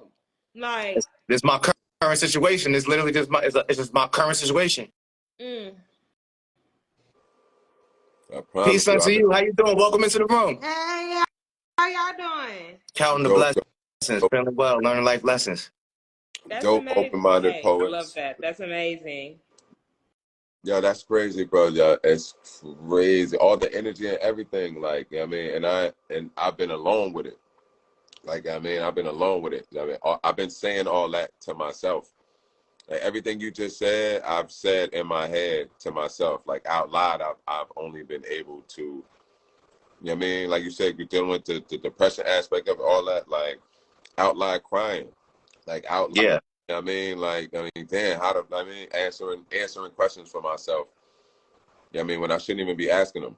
You know what I mean? They shouldn't even be popping up, but you got to get through those moments. You know what I mean? And when and still creating it. Like, I mean, I've created my open mic was on Christmas Eve.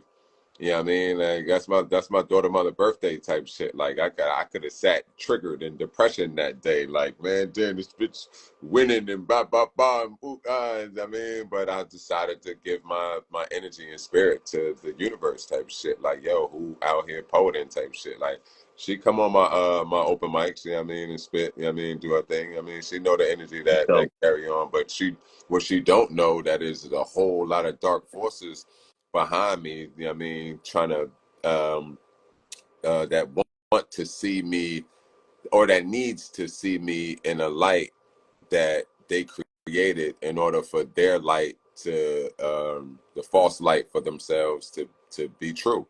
You know what I mean? And if I fight that or try to defend myself from that false attack, then, you know what I mean, I'm going to just be painting that picture to be true. Like, you know what I mean? I had to realize that I wanted to fight so bad. Like, I wanted to attack it I wanted to attack the problem so bad. Like, what? You trying to say I'm what? Da, da, da. And then I realized I did the Weebay face. Like, oh, shit. Like, that meme where he was like, oh, shit. Like, damn, like, she really got me. Like, out here looking crazy. And she needs to. You know what I mean? Because if that fits the narrative that's been told. You know what I mean? And this it's false. You know what I mean? Everything that everybody sees on a day to day, day in and day out is what I am. You know what I mean? Like, and if I'm attacking that, then I represent that of what she's saying as to be true. And you don't get to see me Sunday night, you know what I mean, at 7 o'clock, you know what I mean, doing my thing and giving energy to the world. You get to see me fighting a situation that ultimately I didn't create, and ultimately doesn't add to the progression of my life, doesn't add to the progression of the child that we share together. You know what I mean? Doesn't add to any of it. So submission and wars that it's like I lost the battle, but you know what I mean, there is no war. You know what I mean? I lost the battle because I realized there is no war. I made a post earlier. I dropped it right before I got on the live. And I said that everybody sees the red flag. And the only person that don't see the red flag is the blind person. And the reason we all see the red flag is because it's a huge fucking red flag. So as we grow as men and we enter into the true state of divine masculinity, it's a painful transition because, as I said to my ex in the email, if you need me to be the villain of your story, I will be. Yeah. I have to be. Why? Because I chose you. I chose you in your unhealed state the way you chose me in my unhealed state. And regardless of what healing I was able to do and how you were a catalyst for me to grow, I have to accept that I might not have been the catalyst for you. Right. And that's true accountability. So the war that now in her mind is being fought where I am the villain, I did create that war. How and why? Because I chose from the beginning to walk this path. And I didn't accept that this path may have an end where we both had to go our separate ways in the beginning, because we don't like to look that far ahead because it's a painful lens to look through. So I feel what you're saying, that there is no war. But here's where it gets wicked. If there's a war in her head, there is a war. Facts. I had to a shorty had said that because we got into a heated situation, and threats like the threatening things were said, and Been there. they were said, but you know what I mean, it's just like, yo, I lost so many homies, I stopped killing. Like that's when I got into my real nature aspect. Like it was just like, because one day I went to go kill a bug, and I was just like, man, he's just living his life, man, like doing what he do. Like I mean, just like a lot of the people that I know that can't be here, they was just living their life type shit. So it's just like, what gives me the power to take this thing's life, this entity's life, just as much as my people's lives was taken. And I started looking at life in its entirety differently type shit. Like, you know what I mean, that's when I really found my centeredness.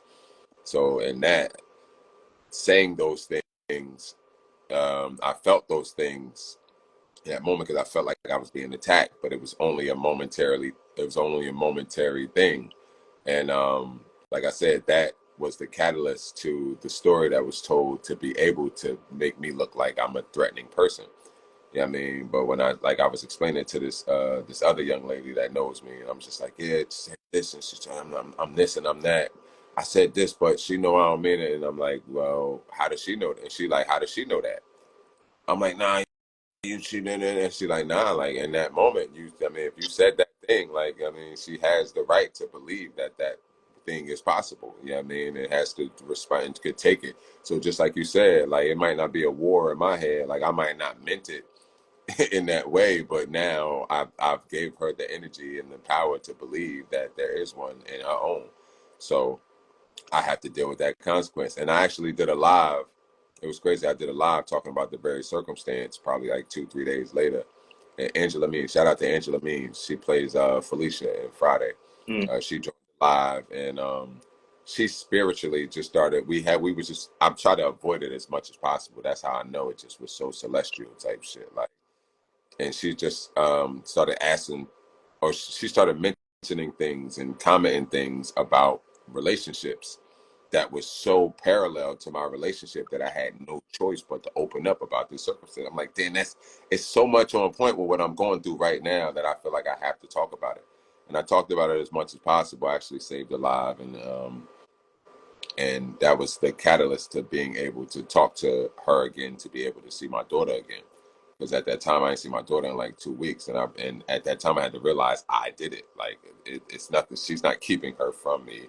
Yeah, I mean, she's keeping her from this attitude of mine that I have. She's keeping her from this aggression I have. She's keeping this from this anger that I have, this ego that I have. Yeah, I mean that I've shown her that doesn't represent a person that's civilized and that's righteous and that's, you know what I mean, of moral background. Even though we are at odds, it still shouldn't have come out in that form. So I had to do a deep dive within myself and realize, like, nah, you know what I mean?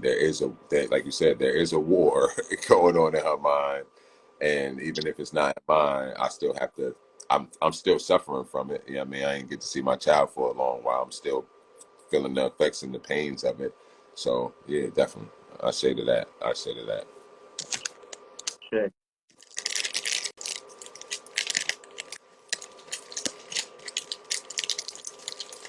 And I I froze. appreciate you even touching on that and being candid with that, because a lot of us as men, we live in fear. I know personally, I've been in situations where I fought in court for the custody of my sons for years against false accusations and allegations because of an abuse of power. And I know that there is a scale. There's a scale that exists where some people will attempt to balance the scale, and then some people attempt to destroy the scale. It doesn't matter what position a person takes. We have to be prepared once it starts to walk the path and go wherever the path takes us.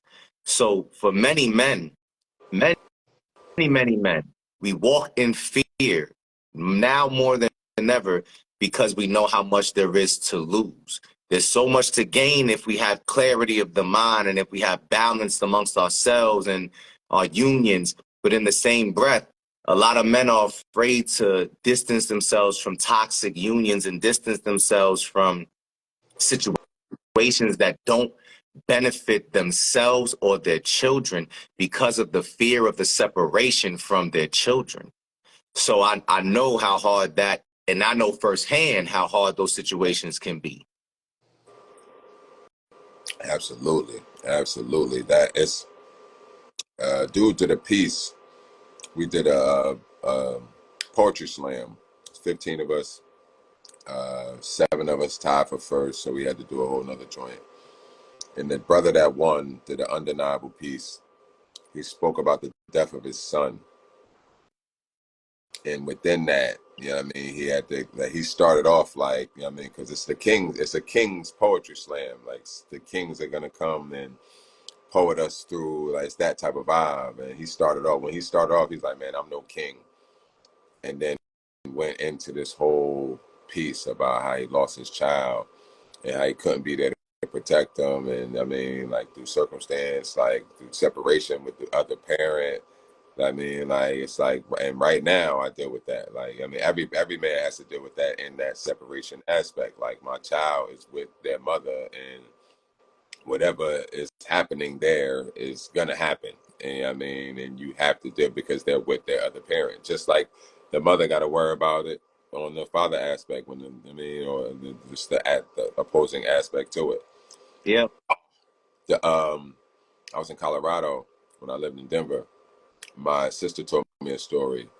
The the daughter snuck out the house, and she lived with her mother and her stepfather. And she snuck out the house, and when she snuck back in the house, the alarm went off. And instead of saying, like, yo, it's me, like, I mean, and just coming out, she hid. And the stepfather came down with the gun, and I mean, when she was in hiding and wasn't saying nothing, and he shot her and killed her. Yeah, I mean, and the father came and gave a speech at the funeral. Yeah, I mean, saying how he forgave the stepfather. You know what I mean? And in that moment, like her telling me that story, just imagining all that, like imagining being the stepfather, imagine being the father, like imagining being the girl, like, yeah, I mean, I'm like, yo, why she couldn't just be like, I'm sorry, like, I mean, like, then just the whole process. But the father, like, I'm not there, like I wasn't there, like why I wasn't there, the separation and all that stuff got to go through your head and all that drama. So first of all, I share the spoken poet. I mean, he definitely embodied that, and I think that embodies all of those fears and things of that nature. So I don't even know where to go from that. Like, really, like, yeah, I mean, but just Because he said, but men don't think that way, even if we are at odds with the mom. If the dad has custody, most men are not going to keep their kids from their mom. I would say yes, but in the same breath, I wouldn't say most men, because how many scenarios do we truly see where the men are getting full custody of the children and even having that as an option?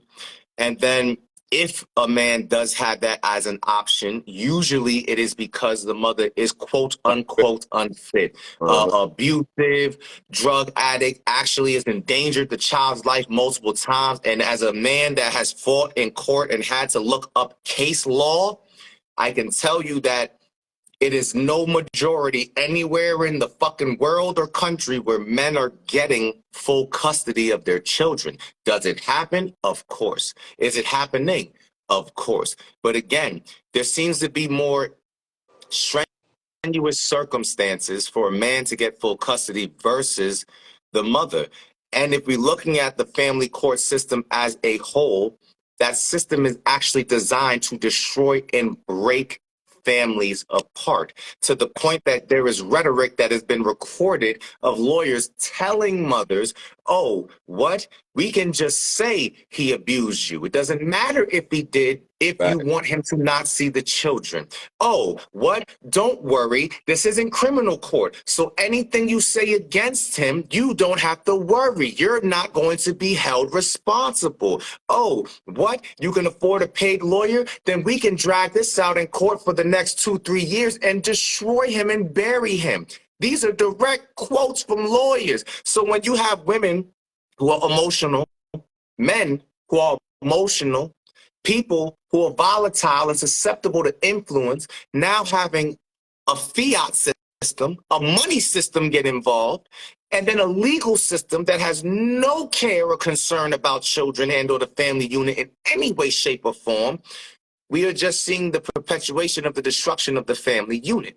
So a lot of women are being guided to the point of saying, you don't have to let him see those kids. And then you will see situations where fathers haven't seen their children in years, and you have an increase now in the suicide rate.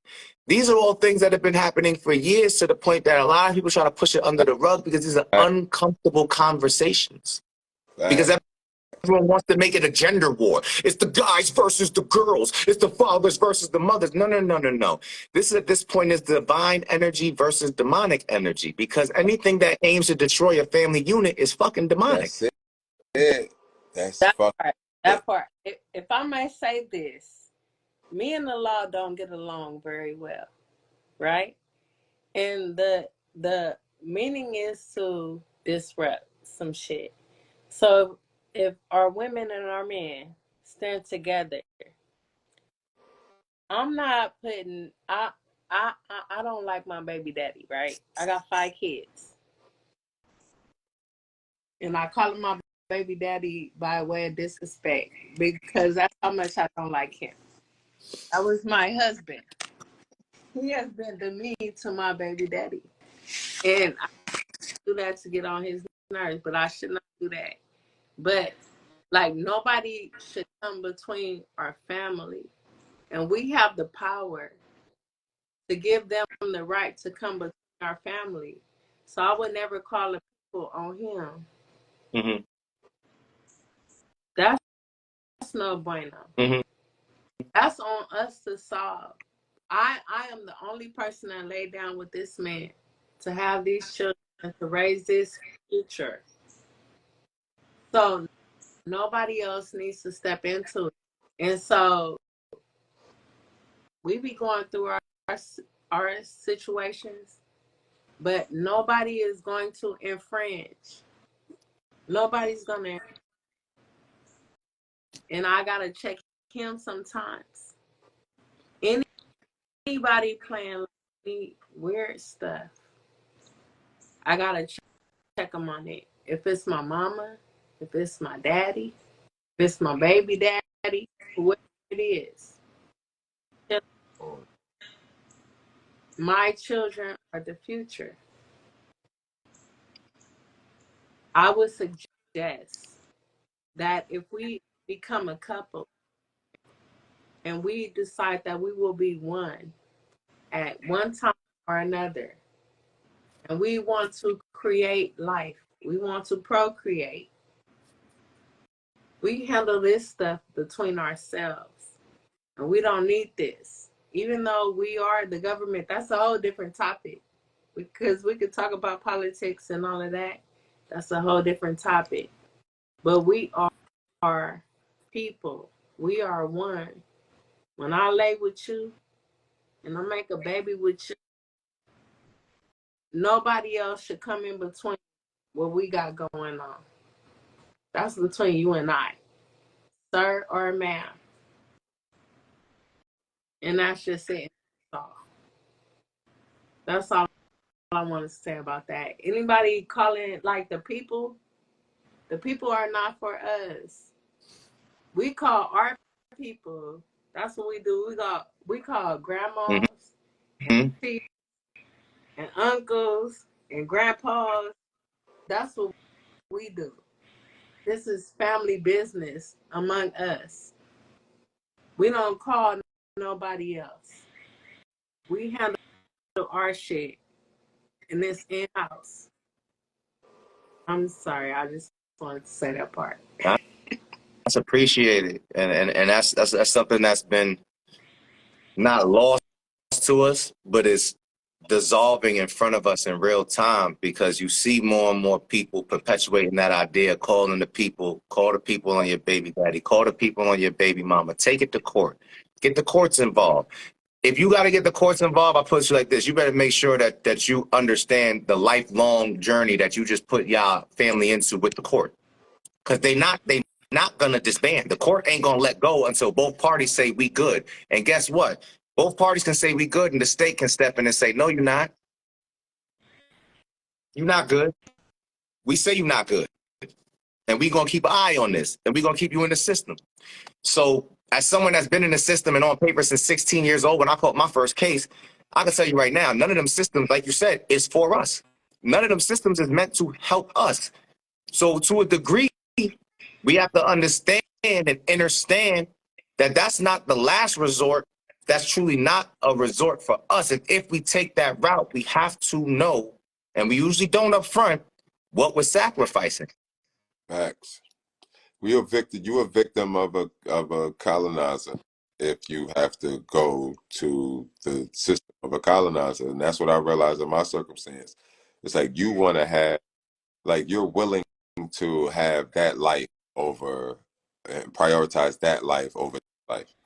And what I say about that life is, you know what I mean, like, you want everything to look like it's okay, as opposed to building Being okay. an actual foundation and a structure that is going to be conducive to this child's growth and development. You know what I mean? Yeah, you're presenting that you're going to get another figure up in the situation, and you know what I mean, and it's going to look like it's daddy's fault. You know what I mean? In the presentation, because you're, like you said, the state is going to, the mother, if as long as she's not unfit, then she's going to have the custody when she Mhm. finds the situation. Yeah, you know what I mean, then that is going to be the father of that household. Yeah, you know I mean, he's the man of that household.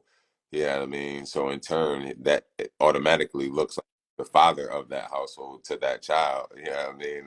You have to deal with that as a perceptive fight in your child's mind. And it's the confusion between that. Like, you're adding another entity into the situation. You know what I mean? And behind that, you know what I mean? Because you fail to realize that, or maybe in that aspect, at least in that aspect of separation, like, I mean, just dealing with the system and you going about the courts, like, I'm cool with me not having a relationship with my child's father, because there is a system here in place that's going to help me take care of that. I mean, even if there ain't a whole nother, even if there isn't a man there and the woman just decides to use welfare and the system in place, you know what I mean? That still puts that child at risk of understanding the duality of itself. You know what I mean? Like, my son's mother doesn't know her father at all. Yeah, I mean, that's not just a psychological aspect. That's the health aspect. You don't know your genetics. You don't know what the health risks in your family were. You don't know what there's a whole lot of questions that you don't know about the physical makeup of yourself when you separate the knowledge of a child should have about one parent or the other. Can I speak? Of course. So, in a way, I can see what y'all saying, but on the other hand, sometimes the system is necessary because it holds to that whatever said parent a responsibility unto your child, because it's just like sometimes that person, they lack accountability and they lack that responsibility and feel like they can just get away scot free, and a lot of either let that be man or woman, because women do triflingly run off on their kids too. It's not a gender thing. It's a person thing, and that child, the child that was made within that union, is the only person affected. It does not matter about the father. It does not matter about the mother. Because they created that shit on their own. They selfishly created that shit on their own, and then you have this child who's vulnerable, who needs nurture, and they need two responsible parents. So basically, like, the court system and like filing for custody and things like that is to create this union where it's almost like you're keeping people accountable for the decisions that they make. And what I will say is one thing I don't agree with, like the whole keeping the child from the other party or anything like that, because that's petty, and you're doing that emotionally, and you're doing that from a standpoint of selfishness because you don't like that person. And a lot of times, children are the ones who get victimized in these situations, because it's like when you like okay, like say you have this tumultuous relationship with your baby mama or your baby daddy, and so this person, you thought it was gonna be this great big union, you thought it was gonna work out, everything was gonna be la-di-da-di-da. That person decided to leave you. Now the child is a reflection of that other party, and all they can experience is the hate, because you don't love that child. You mad at that child because they daddy left or they mama left, and that's where it creates trauma. And so it's like, I see what y'all saying, but if you can work things out amicably, work them out amicably. But if you can't do that, then yeah, you gotta get some law enforcement, because you need backup to make that person responsible for their duties. That's not making a person responsible, though. If you look at the actual case law and you look at the amount of people who have been devastated by the family court system, you don't have as high of a rate of women's suicide and mother suicide as you do father suicide, because they lost their jobs. They lost all their money fighting in court. I literally got arrested in a gym because there was a temporary order of protection in place based on false accusations. IP6. I have a case. Mine is public because it's been 2 appeals. So you can look my case up. Anyone that wants to read up, have fun. These 6 false accusations and allegations. Got arrested in the gym during the day trial was supposed to happen. Her lawyer had her cancel trial because of the flu. She followed me into the gym, my place of employment as a personal trainer. I didn't even see her in there. She stood in the front of the gym, called police, and had me arrested for violating a temporary order of protection, which then got vacated. But it took a year. It took a year for me fighting in criminal court. And I'm not no special case where, oh, well, just you and it's only happened to you. Hundreds of thousands of fathers just like me have gone through the same. So I'm not speaking from an emotional standpoint. There are statistics. There are court cases. There is case from law. A personal standpoint. Right. So what as well. I'm saying to you is objectively versus subjectively. Subjective is your personal opinion. Objective is coming from a place of fact.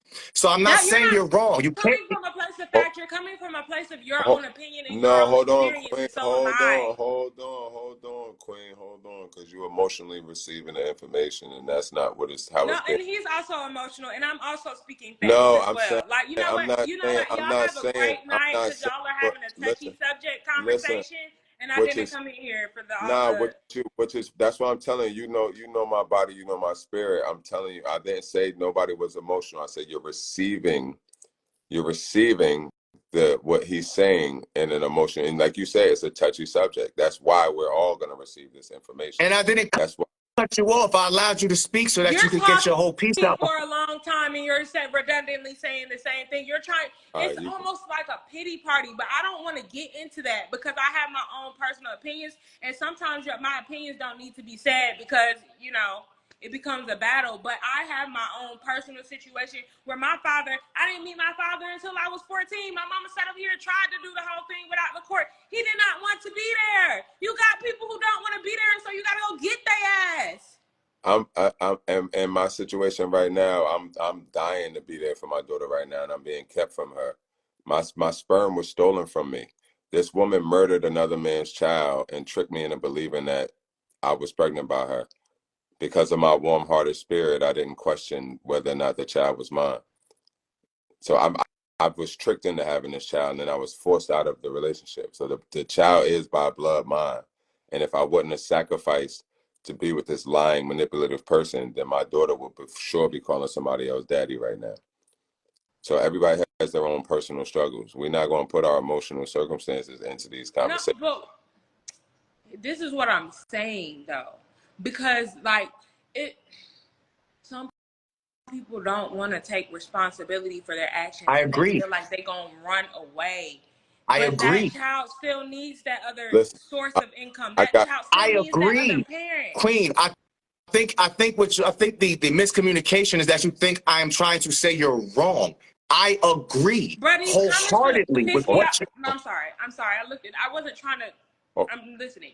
I literally agree with what you're saying. But what I'm saying is that not your personal scenario, not my personal scenario. There are statistics and case laws that show in real time that there are many fathers that do attempt to be a part of their children's lives. But based on the way the family court system is designed, it's by design, it has destroyed many families. So I'm not saying that you're wrong and that there aren't certain men who are fighting to be away from their children. I was never speaking on their defense and their behalf because that's not me. never, And I don't care to speak for their defense and their behalf. They ever. can plead their own case. But what I'm saying to you is, away from my subjective experience, there is an objective fact. There is objective case laws that can be used as reference points. There are statistics of the fathers that have committed suicide because they were cut off from their children for years under false pretense and accusation. So to pretend as if that's not a thing is fallacious.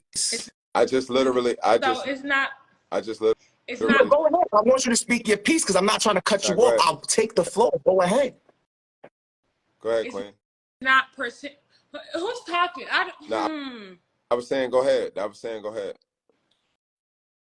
It's not to diminish your story or say those aren't facts or anything like that. But the thing about it is that truth is subjective. There are always two sides to a story. While you're saying there are statistics that represent what you're saying, there's statistics that represent what I'm saying too. Do I have them looked up right now?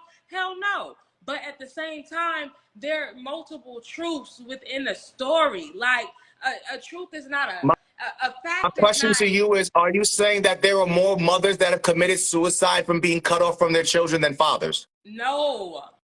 That's But so it hold on, doesn't time matter out, time out. That's a the percentage. difference. Good night. Grand Rising, but that's the difference between objective and subjective. One is based on fact, a fact that can be proven with numbers, case laws, and one is based on subjective opinion, which is your personal experience and or feelings on a matter or subject. So of course I'm going to speak on my platform. It's my platform. So in case there's any confusion here, I don't care if people agree. That's why I say fuck everyone's feelings. Let's just clear the air. I always say, and I always go back to it, because feelings are irrelevant and you see what feelings do. We're not now being objective. We're not now looking at numbers and facts and how many families. I understand she's in pain. That's why I didn't curse her out, and I don't feel no type of way. But the reality is, you can't even have a logical conversation with someone that's being subjective, because at that point, all that matters is how they feel based on the pain they've experienced. If I was going that route, then I'd literally be like, yo, fuck all women, blah, blah, blah, blah, because women lied on me. But that's not how I feel. That's subjective, not objective. I even offered my pain. Yeah, I mean, like, What? But that's the whole point of me sharing mine, because it's to show that we all have pain points when it comes to this. And yes, if a father's trying to escape his responsibility, pull his ass to court. I agreed with it. I didn't disagree. That's the scary part. I agreed with it. But then she's trying to make it seem like the objective truth is not that. The objective truth is objective. There is a fact and set of facts to back it up. So no, at that point, there's no two sides to the story. There are more men that take their own lives than there are women. Where is this? What are we contesting that with? and then we can't just sit here and be like, yo, the system is bad, the system is this, break the system don't do this, the system don't want to do that for us. What the system is bad for us, and then be like, oh, wait, the system got something for us. Like, let's go get it. I mean, it's going to help us out, and be like, it's like, really, which one is it? Are we standing on our own? Are we responsible and accountable for the decisions that we are making? Because that's really what we talking about, ladies. Like, I mean, what decisions are we making at the beginning of the day for these children? Are we thinking about, we all got fucked into this place, I mean, by somebody that was lusting over somebody. I mean, the majority of human beings on this planet right now weren't made out of a decision like, yo, let's have a star seed, like, let's create a child, and this child is going to be named Bartholomew, and we're going to raise him to be the president of New Zealand or some shit like that. That's not, I mean, like, that's not how I believe most children have been. I don't have the the facts on that. Well, I mean, but that's just looking at how many kids is born out of wedlock. Then we could just, that's the reality. you feel How many children are born out of wedlock? And that's how you know right there the people that were planning the future versus the people that were in their moment. exactly, and that's where you get all of your child neglect and things of that nature, because you're going to get that from a person that you was just having sex with. Most of these women want fathers out of one night stands. Most of these women want fathers out of situations where a man truly wasn't trying to even have a life situation with you. You know what I Yeah. mean? Like, that decision that wasn't discussed in the sex process. Like, I mean, what happens if we if I you know what I mean, if we reproduce a child out of this situation, you know what I mean, are we going to take care of it together? That's not a conversation that's being had in most of these scenes. So it's like, that's where women have their fight at. You know what I mean? You want to somebody to father a child that didn't love you in the first place. May I say one thing? Yeah, please. We are the system. And until we understand that, we will get nowhere. I am the system. I run this shit. Right? Can you elaborate on that? Because I understand what you're saying. I believe I do, but I want to make sure everybody else has a clear understanding of what you're saying as well. I have the power. The power, like, we've been preaching this shit, like our ancestors been preaching it. They come lay us down dead in our bed before they can think that we can conceive it. We are the people. We are the power. We are the solution. We are everything. We didn't touch on everything. So it's only until we come take our throne back that and we put everybody back in their place. We are the people. We are the system. I run this shit. And you gotta believe that. You gotta conceive that. You gotta speak that.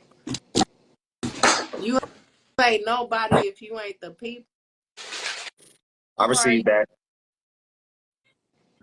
Yeah. So I don't like really dealing with like scary people. Yeah. I really like that's ready to like live for something. I ain't even gonna say die for something. Live for it.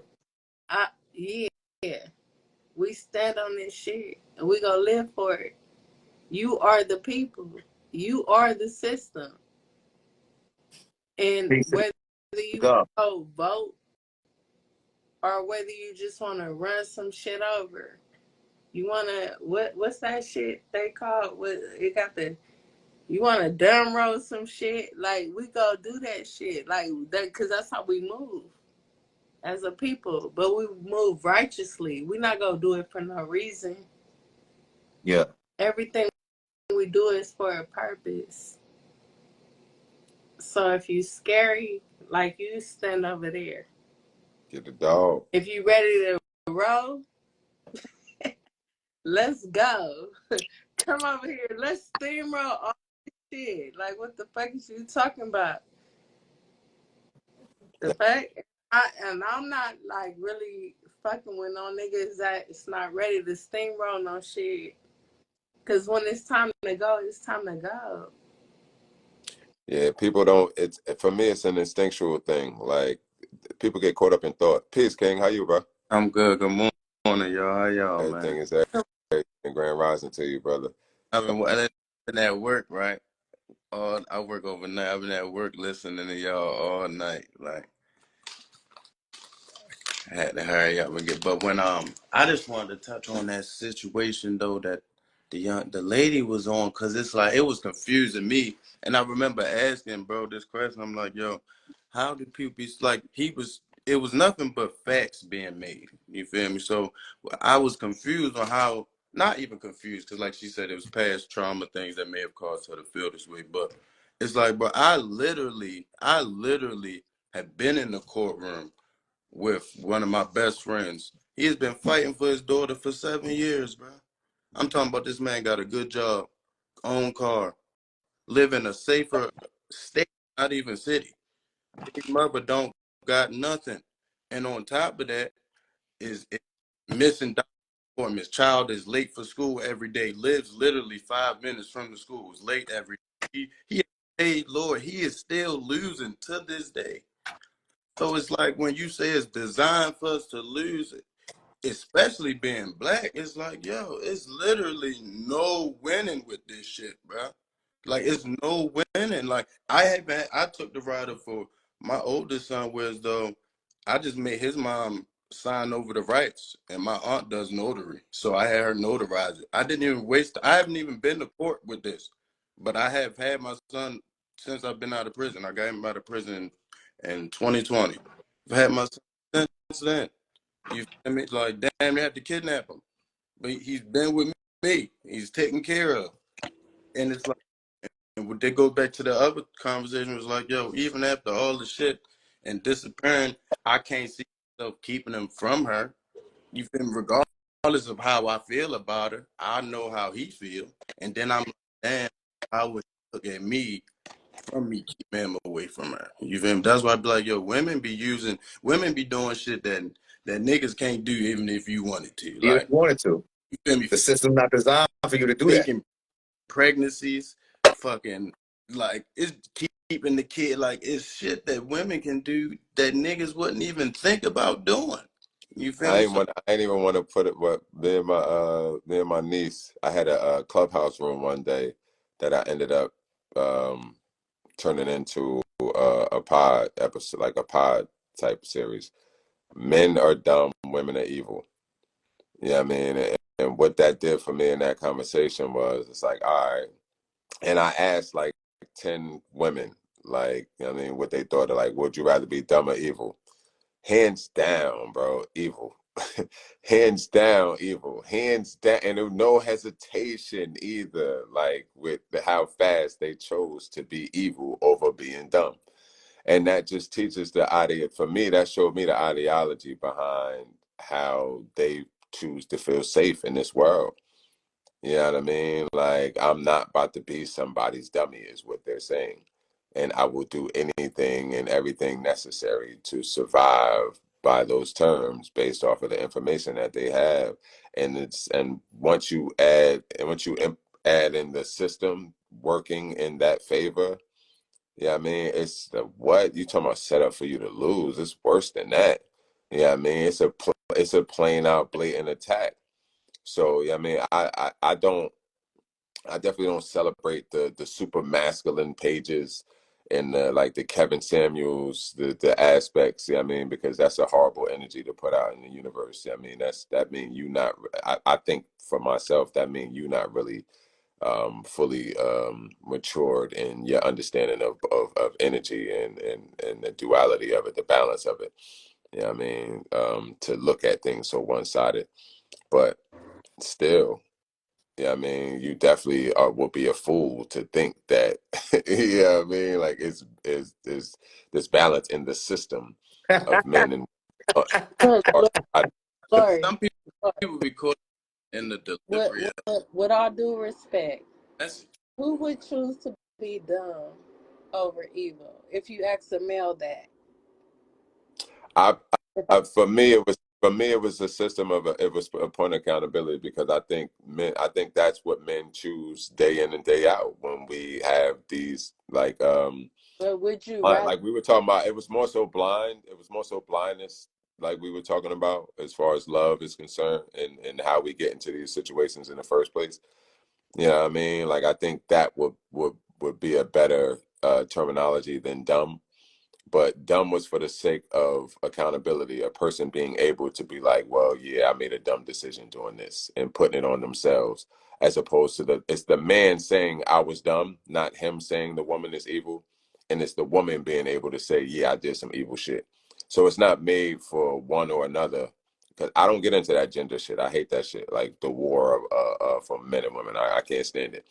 The title of it was made for the woman to be like, all right, I've done some evil shit. You know what I mean? And the system empowers that. You know what I mean? So it's like you have an excuse, you almost have an excuse to, and then the man blindly That's learned uh from men, though. huh? If I we leaders, believe, I if we leaders, we gotta recognize that any evil nature that a woman exudes is learned from a man.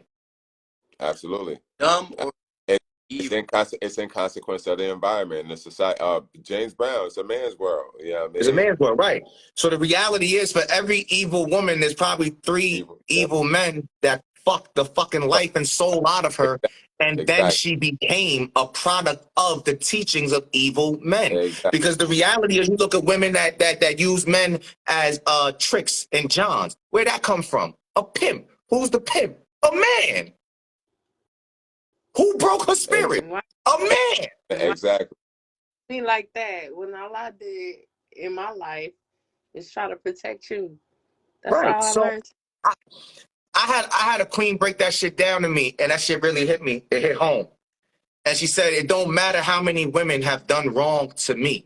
It was always a man that instilled that energy into them in the first place, and they are exuding that masculine energy back. And until we get to the point of us being accountable, if we recognize that we're the creatures of logic and we're being honest, unabashedly, openly honest, that women are the emotional creatures, then we have to allow them to exist in their nature, And which means that our logic has to override their emotion. And every time we succumb to the emotion, we're succumbing to our feminine nature. facts.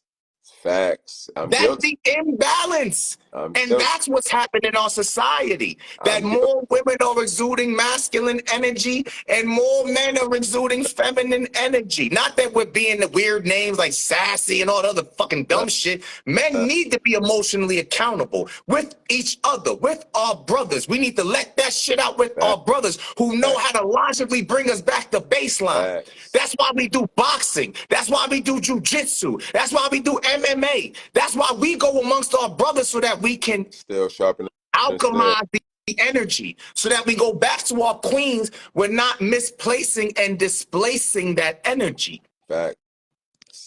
It's you laughing it the fuck off. It's because that's exactly what it is. You know what I mean? It's an energy that you already had dealt with. It's like, yo, my man, that's when you come to those moments where you be like, man, I just talked about this with my people's type shit. Like, I mean, and then you go into the home, you're fully prepared for it when you go into the home. Like, man, we just said this was going to happen. And my man just said this was happening in his life. And I mean, we going back and forth about it. So we don't have to exuberate that negative energy. I mean, it's not bottling up within us. I'm a true testament to that because I've been by myself the last 3-4 years, and like for the last 10 years I've had a poly situation. Like, I mean, I've had my son's mother, I had my daughter's mother. I mean, I just explained how my daughter got here, so that's consequently how, I mean, the two dynamics came in. It wasn't like a real poly situation. It was just that it caught the circumstances of the nature and the consequences of it caused that was the best decision to be made for us all to be in the same environment. You know what I mean? Because I was the kind of solid knower of direction. Like I had the most information to provide as far as direction went, as far as growth and development with family. Then I mean, I was followed. Yeah, I mean, I wouldn't say I was a leader, or I wouldn't say I was even in having a conversation with other men. They like, yo, I see you got two women that, and I'm like, nah, that's not the case. Like this. I wouldn't put this on anybody. You know what I mean? Like the energy that I have to exuberate to maintain this is I don't have it. I can't afford it. You know what I mean? Like, this is a consequential situation. So with all that being said, it's like like I said, I never wore this macho aspect or this egotistical ideal behind it. And I think that's where we lose ourselves to these battle of the sexes, so to speak. You know what I mean? It's like, it's the ideal of control. Like, you want to have control over circumstances that you just don't. I mean, you can't control another person. You can't create another person into, excuse me, what you want them to be and how you want them to be.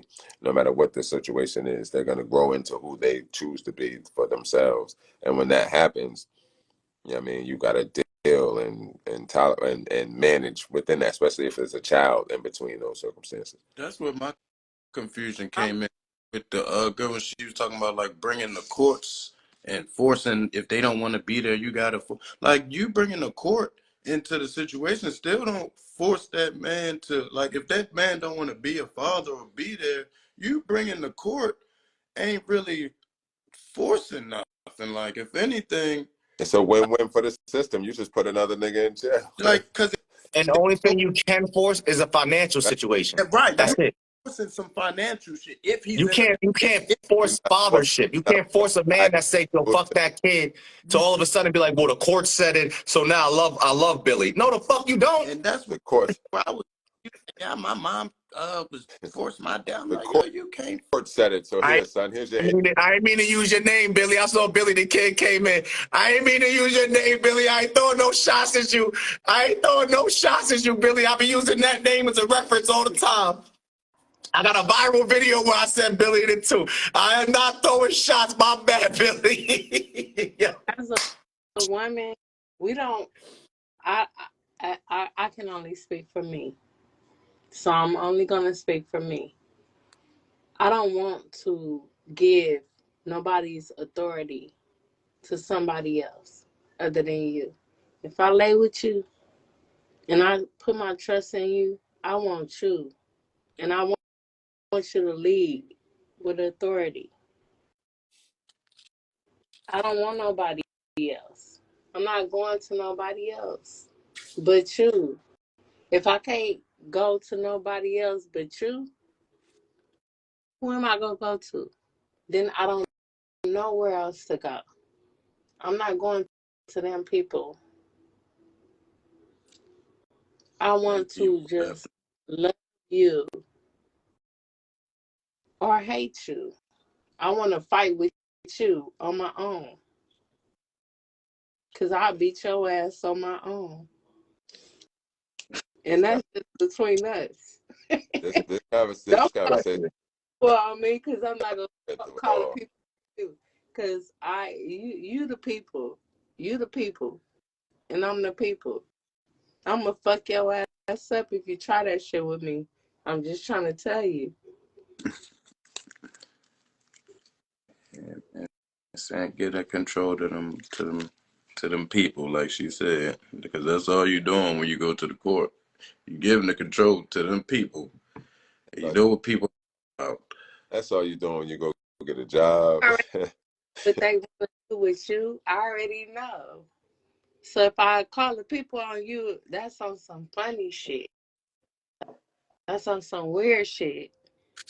This so weird. Prentice Banks said the problem is that women entrusting unqualified men to be baby daddies. Well, first off, let me address a woman doesn't always know that a man is unqualified, and a man doesn't always know that he's unqualified for a position until he's in the position. There Yeah. are many men that I personally know. This is anecdotal now. This is subjective, not objective. There's a difference. Let's address that for the people, all concerned parties. This is an opinion now because I'd have to do some research. But I know men from the hood that was not ready to be fathers, quote unquote. Got shorty knocked up, and guess what? I seen homie step up. I seen homie change in real time. I didn't know whether he was going to or not. He didn't know whether he was going to or not. And I got a bunch of brothers because I literally work as a mentor. I work as a big brother. I work as a coach. And I know many, many of men, anecdotally, subjective opinion, who have said to me, when I saw my child for the first time, I found my soul. When I saw my child for the first time, I found my heart. When I saw my daughter for the first time, I knew what love was. These are all direct quotes from men that was not ready, quote unquote, and or qualified, quote unquote, to be fathers. So we can't say that because the human experience is subjective. And we had that weird. I don't think Prentice, my man.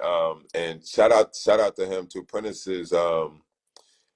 has his perspective is kind of crazy. He's doing life without the possibility. God +9. damn. He went in when he was 18. He's been in 33 years. So I mean, I got another brother in Cali right now that's doing life. That's my cousin doing 8 life sentences right now in the feds. Yo, that shit ain't no joke. Free that man. So his perspective be from. I mean, it's I can't even describe it, but I just had to lay that disclaimer down. Nah, I appreciate that shit. That shit is real. At the beginning of the day and the end of the day, we need y'all. Princess Bank. Oh, you in Cali too? Dang. I can't see the comments no more. Yeah, they be doing that sometimes. IG be fucking us up sometimes with that shit, making sure certain people can't see the comments. It makes it harder to engage. They make sure certain people can't see each other sometimes. They be playing games with it. Yeah, especially when the comments. I mean, you can hear the languages. They know what's going on. Yeah, I was watching Batman earlier, and there was the joint with Heath Ledger when they used the sonar and all the cell phones sonar. And I was telling my man, I'm like, yo, they don't even need the phones now. They got the waves in the air, like it's energy in the air type shit. Well, they've been using Wi-Fi for the longest that they can literally map your house. If you got a Wi-Fi router and or the extension in your house, they literally can ping where the signal bounces off your wall, and they can map your entire house out to the point that they know exactly where you're standing. And this is not even new technology. Y'all can look this up whenever you bored, because I'm a techie, so I'll be on top of all of this type of shit just so I can keep my brothers informed. Facts. People keep talking about the guidelines on the phones. It was like, yo, I saw a video the other day. They're like, yo, T-Mobile is now text messages. They penalizing people for cursing and hate speech and they text messaging and stuff like that.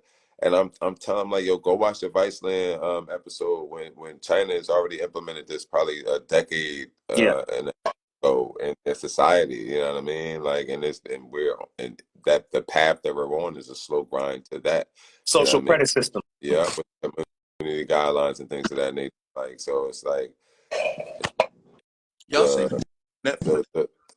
The war has always been cold. Tomorrow or something. What'd you say? Y'all seen the movie on Netflix? I think it's called like Forget About Tomorrow or some shit like that. Oh, with Mahershala Ali, and Julia Roberts. Yeah. I forget the title of it, but it's one of those doomsday movies. That's the Obama movie. Yep, that's exactly what it is. That's exactly what it is. Mm-hmm. Yeah, like I don't know. When I see shit like that, I be like, they telling you some shit, bro.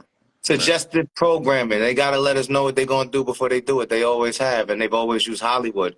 This ain't hyperbole. This is objective fact now. You can go and get the CIA declassified documents online. Use Google while we have these resources, my brothers and sisters. Fuck what I say. Do the fucking research, not the me search. You could download the PDF files of the declassified CIA documents where they admit that they have operatives in all of media. They have operatives in all of Hollywood. They make producers sit down with them and they disseminate information and have since the inception of Hollywood. Again, this ain't my opinion. This ain't hyperbole. This is objective fact that any of you can go confirm on your own. And as soon as we get to the point where as a people, we don't let our emotions rule us, we can and will reclaim our power in real time.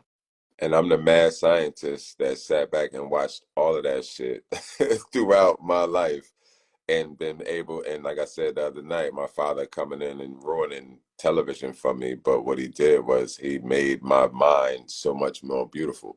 Yeah, I mean, because now I get to see the lies coming and the propaganda coming as it plays. Like when I'm looking at the trailers of movies, people like, yo, that's about to be dope. This exciting. And I'm like, yo, what the hell is they about to tell niggas in this shit right now? I can't wait to see it.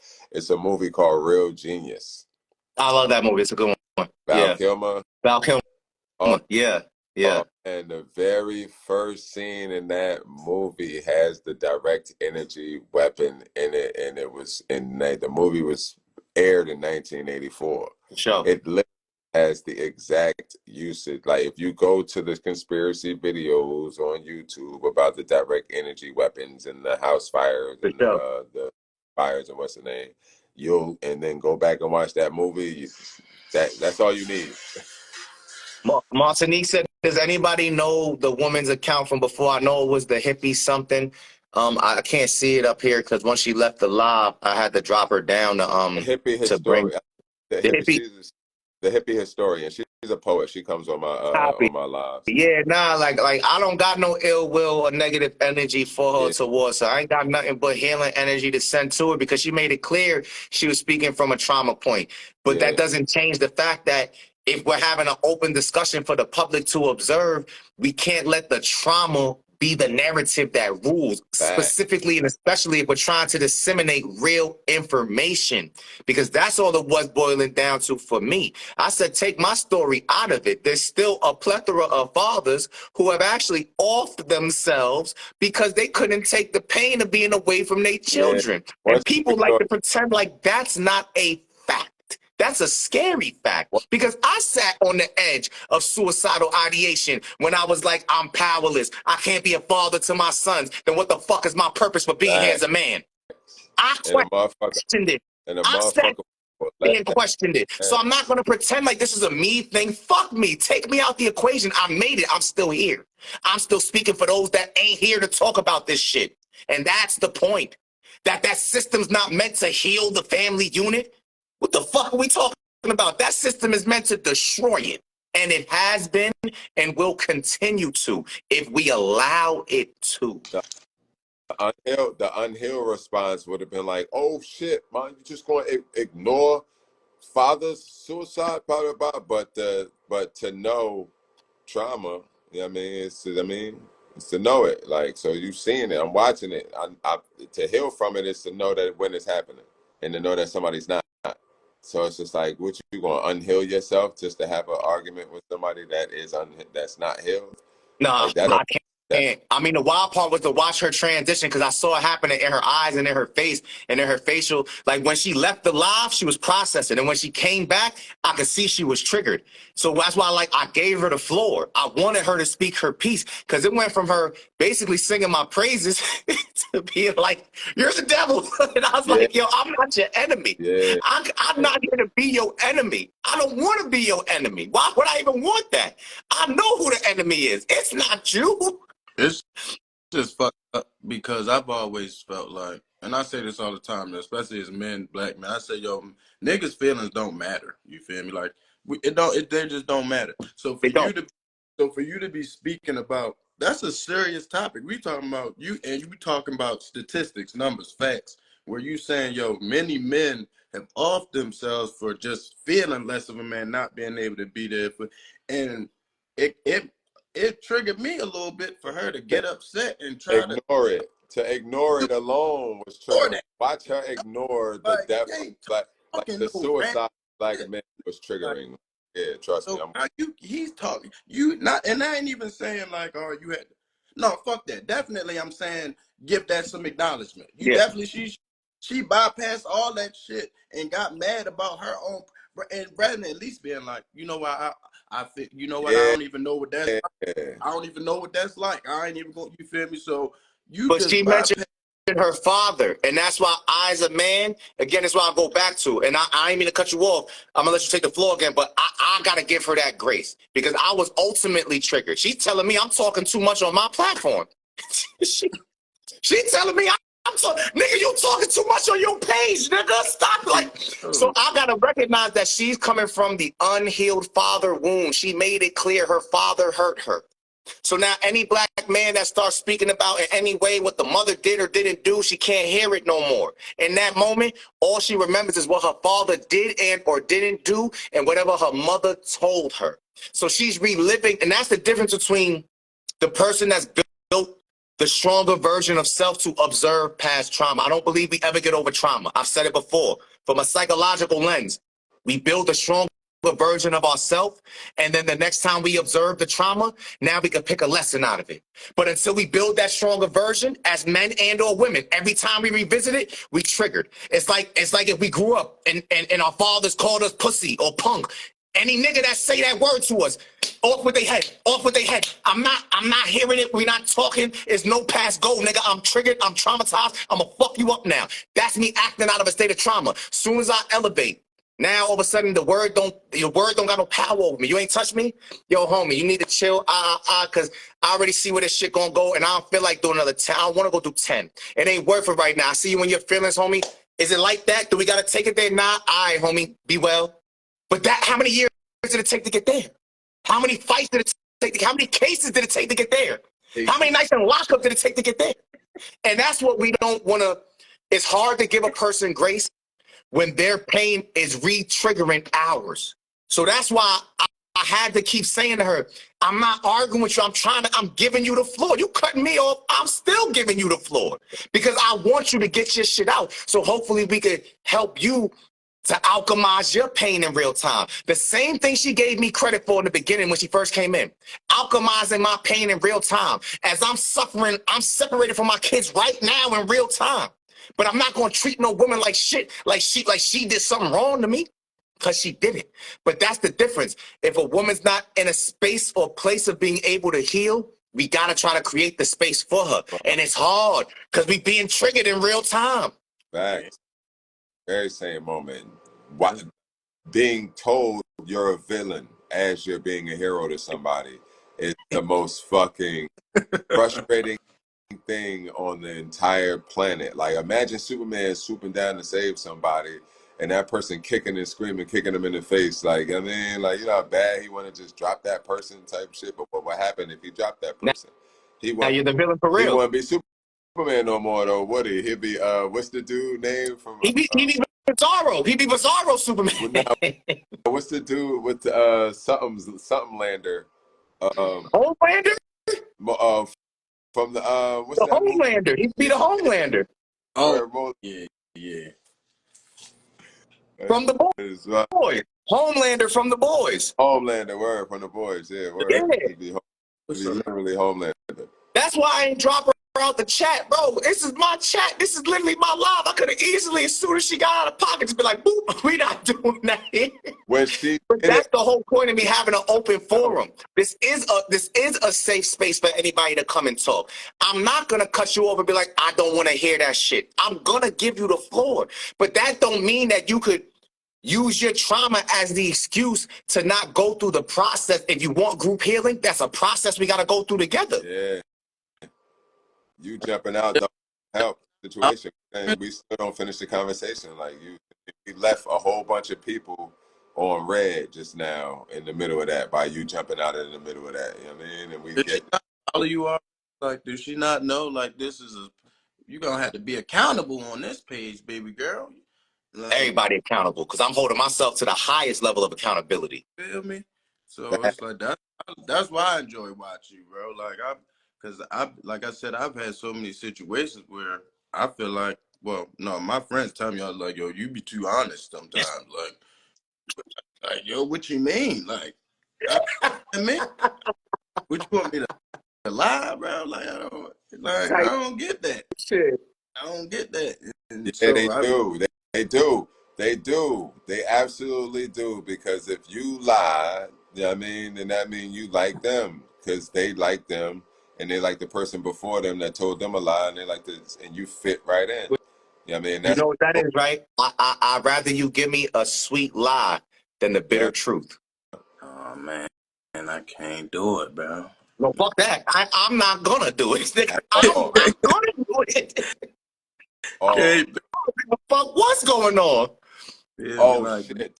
Damn, that just inspired. I said, I did Heartless the weekend. Mhm. Heartless. I read this shit. I said, I never need a bitch. I'm what a bitch need. I'm trying to find the one that can fix me. I've been dodging death in the 6 speed, drinking, smoking by myself. Damn, I really miss Key. I've Mhm. been rapping God. I know the devil out to get me. Dreaming about my dad. Sometimes I wish he'd come and get me. Righteous how I move. You never catch me moving shifty. I left my home for a while. I don't think they miss me. Oh well, fuck the past. I'm about making history. And I wish the best to anybody out there diss me. You Mm. from the hood, right? Ain't you tough? How could this be? Tough don't pay the bills and my children can eat off bitch beefs. I'd rather take these bars and put them on a beat from Swiss Beats, cause chilling doing nothing and complaining, that shit's beat. Tell a nigga you're playing, they say scram, man, that shit's weak. Then you blow and somehow they the first person that gets geeked. So I'm heartless. Society is dumbing, so I guess I'm on some smart shit. That mean we in the tank, but you a shrimp. I'm on some shark shit. Black in America, how could I not see dark shit? Imagine what it takes to shine a light up in this dark pit. My father, the father, and my sparked it. Just recently, Nipsey Hussle reignited it. I built a private plane, ghetto to glory, time to pilot it. Them old vehicles can't match the lane that I'm flying in. Fuck living a lie, hold the truth is what I'm dying in. And Mm. on that day, but it ain't no way I'm crying when I know that's the moment my young prince begins siring. King shit. R.I.P. 8 Ball and hemp. No bling shit. Shining with the righteousness within. If you ever hear me rep somebody, go know they was them. My army in heaven heavy. On angels ain't running thin. I want to Mm. talk to my pops. That's easy. His Shaq and Shim. The Joneses is stacked with women, cause woman and all of them. R.I.P. my Uncle Mark. You can't find more innocence. R.I.P. my brother Mark Fuquan. God, I'm sorry that I left my friend. I lost my heart and my mind. I tried to always do right. I thought I lost me this time. I just came back in my life. I tried to give up on me. I'll never know what you see. I don't do well when alone. You hear it clear in my tone. So I'm heartless. I'm trying to find a Lisa, but I stay up on some Bart shit. Guess that's my reaction to them trying to get my heart quick. So I'm blacking out till I get my black car, bitch. Why not be heartless? Tunnel vision mission while I'm swimming in the shark pit. Fuck a bank, gold bars stashed under the carpet. My mind right, my money right, bring the war. I'm heartless. That's that piece. Mm. Mm. I think that That shit part. fit. I think that shit fit, like, because I wrote that shit in the whole, first of all, the fuck living a lie, hold the truth is what I'm dying in. That line is what inspired me to say it. We was on that topic. Mm-hmm. But just in general, like, that's where when you spoke earlier, how women have you in that mental state of just, I mean, feeling like you're not even good enough to, I mean, be here by keeping your child from you and things of that nature. Like I was in that mode, like, and in that headspace, and that song, like, saved me one night. I had to do Uber, and I ain't feel like being around nobody, but I had to work. You know what I mean? I got to drive all these strange people, and I got to have these conversations, and I got to be. So I played the song Heartless on repeat. So I can remind myself to be heartless, so I don't open up my heart and don't, because if I did, I would have just started crying that moment. The first customer got my car, yeah, I mean, I would have just poured my soul out to him. So I had that song on repeat that whole night, and then when I I slept in my car that night. I was on the Parkway at the rest stop, and I'm like, man, I went to go to sleep, and the song was still playing. I'm like, fuck it, I'm about to write to this shit, and that's what came from that shit. Like, so you talk about wanting to, I mean, motherfuckers dealing with depression and not feeling like they good enough. Like, creativity, like the alchemy is really all you got in those moments. You know what I mean? Like creating your own existence out of fucking bones and fucking ash type shit, damn near, feel like, you know what I mean? And so to stand here in people's faces, like I say to you, kid, like, you know what I mean, to stay, like, to share your story like that and to be here in people's faces, telling them what's right and telling them what it, not even telling them what's right, telling them what it is, fuck right or wrong, telling people what it is. You feel me? After, and I mean, knowing that, me personally going through the circumstance, knowing what you went through, bro, I say, man, I appreciate you this whole night. I appreciate you for inviting Yeah, I me. appreciate you. Appreciate you for I appreciate keeping you. me and building for real, B. Nah, this shit is one for all and all for one. And it ain't gonna always be pretty. It ain't gonna always be easy. It's not gonna always be comfortable. But again, we come from a history of griot. We come from a history of Kemet. We come from a history of spoken word. The word being spoken, recited, and transferred from one soul to the next. So if nobody's willing to stand on a square and say, yo, I'm in pain, but I refuse to stop moving forward for myself as a reflection of us, then we won't move forward. They already got us to the point where we divided ourselves. We divided ourselves between gangbanging. We divided ourselves between social status. We divided ourselves between where you from, even if you're not banging. We divided ourselves between who got the money and who don't. Now we dividing ourselves between who got a following online and who don't. This shit is the silliest shit of all time. So if I could ever use my platform for anything, it's going to be a voice for the voiceless, because I'm tired of watching niggas that look like me going to a fucking casket. Facts. It's that simple. I'm tired. I'm tired. And if I can make a difference in this small lifetime I got, I'm going to do the work so the work get done. That's why I say the shit I say. I don't give a fuck how nobody feel about it, because at the end of the day, it take one nigga to get affected, infected, and affected by the word. Now he going to spread that shit in his hood. And it don't matter if he only save one, because that one's going to save one. It don't matter if he only save one, because that one's going to save one. If been each one, teach one. We just stop fucking reaching down. That's why I said on the other post, hand up, hand down. That's the only fucking way we're going to make it out that fucking bucket that we all in. If we crabs in a barrel, at some point we got to ask, who put us in the barrel? And how many barrels is next to us? And what the fuck do we got to do to get up out of it? Because if all the crabs come about the barrel, we free. I think where we was born at, we wasn't born in a fucking barrel. We was born in the ocean to be free. Princess Banks said it was your direct approach that triggered her reaction response. Now, I'm not going to lie. My direct approach triggers most people's reaction, to be honest with you, whether it's good or bad, because I'm direct. I'm direct with myself.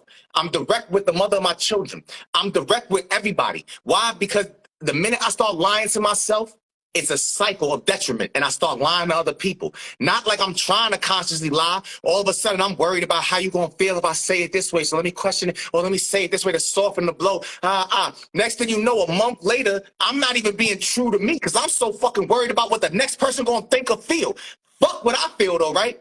Yeah. Fuck how I'm impacting myself and my own mental health, because at this point, I'm thinking I'm doing somebody else a favor, but they don't even know what the fuck's going on in my head, and they never gonna stop to ask. So at what point do you put you first? Because you putting you first is showing other people how to put themselves first, and that's how we build unity. That's how we complete a village. We got villages all over the place, but they broken. Why they broken? Because nobody's stepping up to be an actual leader by leading themselves. Facts. Just a spoonful of sugar helped the medicine go down is a horrible analogy, bro, because what happens when you get addicted to the sugar? Now you ain't taking the medicine no more. You just taking spoonfuls of sugar every fucking day. Every fucking day. You don't even need it. I mean, like, come on. Like, that's those everyday narratives can't work. You know what I mean? Like, that's what got people in the loop that they're in now. Like, by the cliche idea of existence. Like, I mean, you can't just think that things are in. That's that A, B, C, D.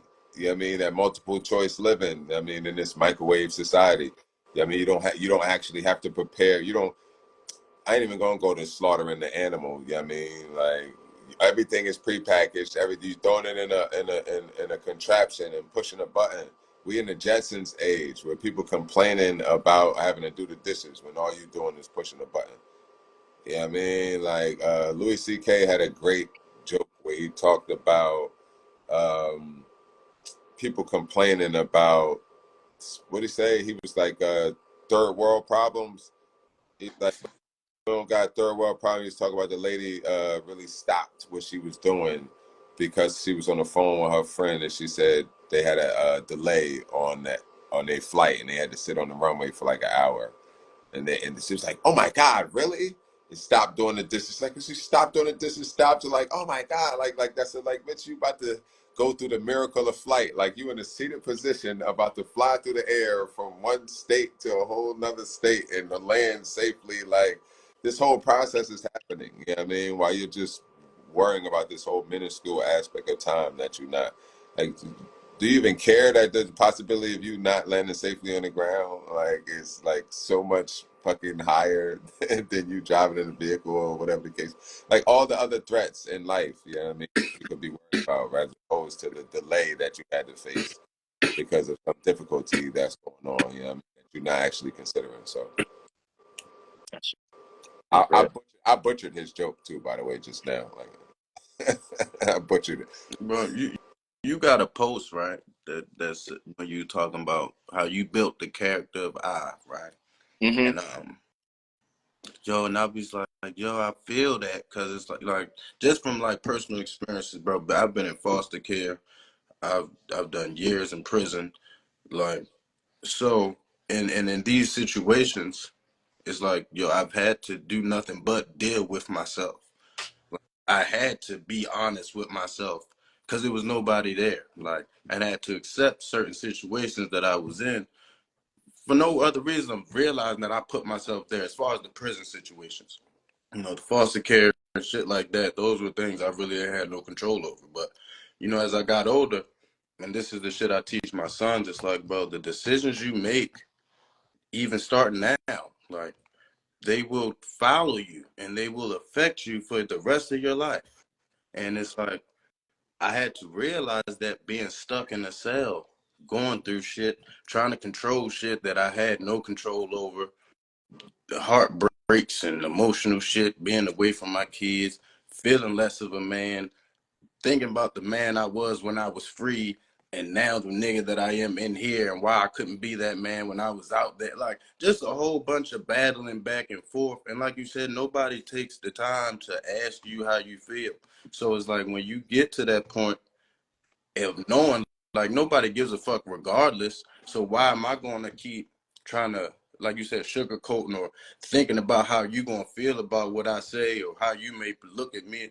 My feelings don't matter regardless. So I'm going to be honest from the fucking jump. Like, what are you talking about? Like, it's no, like you Hmm. said, it's no in between this shit. Hmm. And bro, it's like I always say, bro, I'd rather you be like, yo, you know what? And this is with relationships, friendships, whatever. Like, yo, I might not like this, whatever the case, but he ain't never lied to me.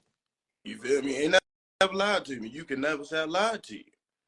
But people who can't handle the truth nowadays, that the world's so sensitive, and the fucking this internet shit, I feel like it's just it's it's it's it's fucked a lot of shit up. Like, Hmm. only from this, like us, me being able to do this, come in contact with people that I feel like I vibe with, we got a connection, or with people who got shit they want to sell, and being able to reach different, you know what I mean, shit like that. But as far as like the actual influence and like the shit that this shit has caused, it's like, bro, this shit got people fucked up.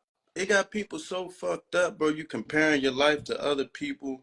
You But I get angry. I don't even let my sons have phones, right? But my son got a phone from his grandmother, bro.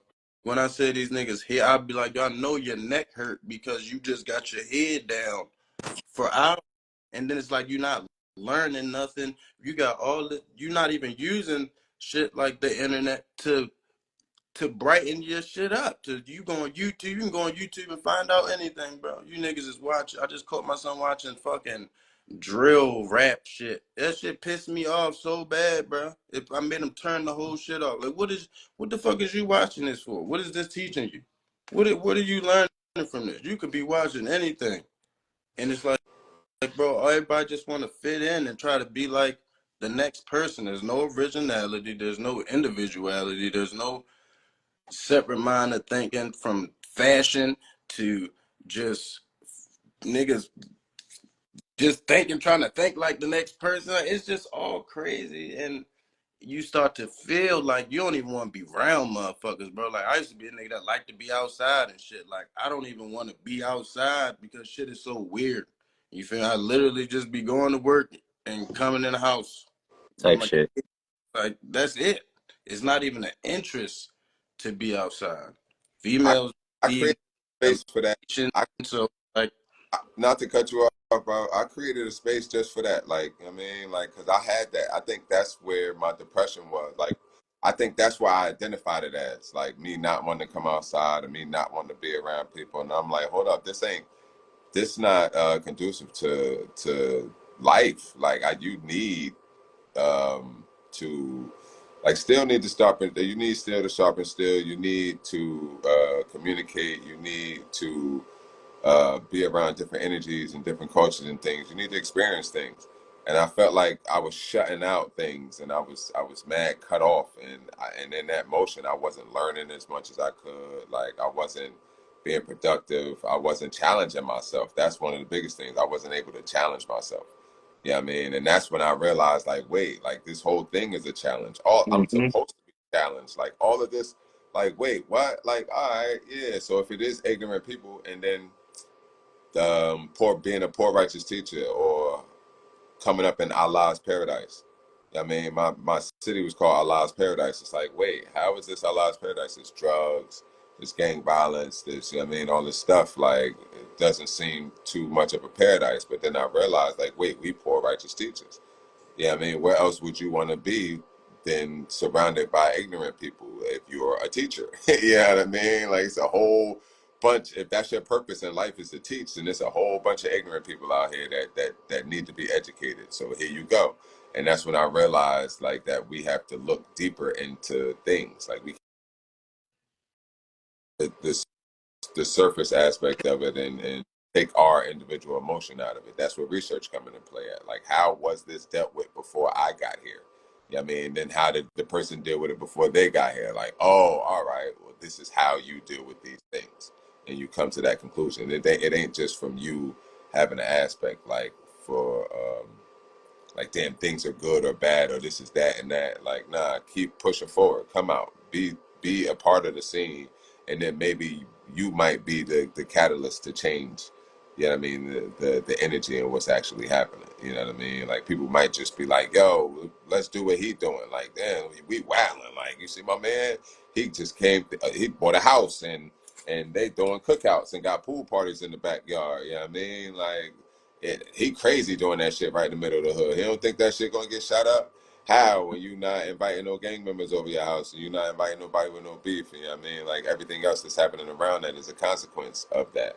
So if they see that one successful house go up, you know what I mean, and one successful party, then maybe we'll be room for another one, and then maybe there'll be room for another. But somebody got to try. You know what I mean? Somebody got to try. Can't just stay away. We can't just stay away from the problems. I think. no, I feel you. But bro also got another post where he be like, and I'm gonna fuck this up a little bit, but it's on the lines of being like, you see yourself as a higher, you you realize you like a higher being, not because you see yourself as one, but because you see the frequency that motherfuckers be choosing to resonate on, and know, you feel me, you want better. So it's like, I feel like that's where I'm at. Like, it ain't that I'm looking down on motherfuckers or nothing. It's just like, I've been there, and I've got to a point where I had to make that choice to resonate on a higher frequency. So now that Yeah. I know that this is a choice thing. Like, you have the choice to make this. You have to do it. Nobody can make you do it. This is, you know what I mean? Like, you either want to keep faking through life and acting like shit ain't happening, or like, you know, ain't no problems there, or you can choose to deal with shit as it is, realize that this is what it is, and you can't avoid it no matter what you do, from drinking, smoking. No, there's nothing you can do to avoid the shit but deal with it. Or And knowing that, bro, is really about, no matter what the situation is about how you look at the thank outcome you. of it. Because shit be fucked up, generally speaking. But if you can find the lesson in the shit, bro, I promise you, it does some shit where it's like, it makes it so harder to see negative after that. You feel me? Like, I've been in You know your own power in that moment.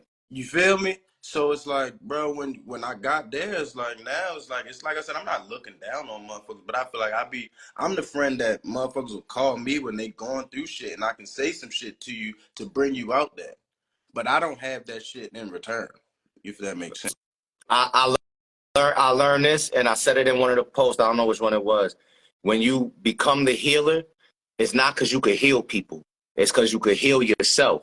And when you get around people, you healing yourself in real time is going to inspire them to heal themselves. They're going to feed off your energy. But because they haven't hit that point yet, they don't even have the ability to reflect that back to you. They just in absorption mode.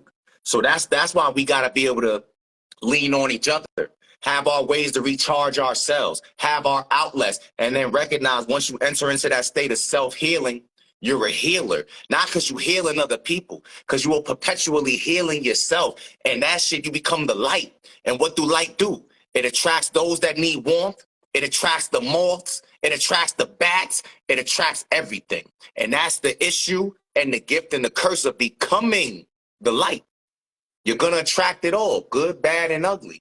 And you just got to know how to refeed your own light and surround yourself with those that help perpetuate that light back to you. It's an effort. Like I said before, this shit ain't going to be easy.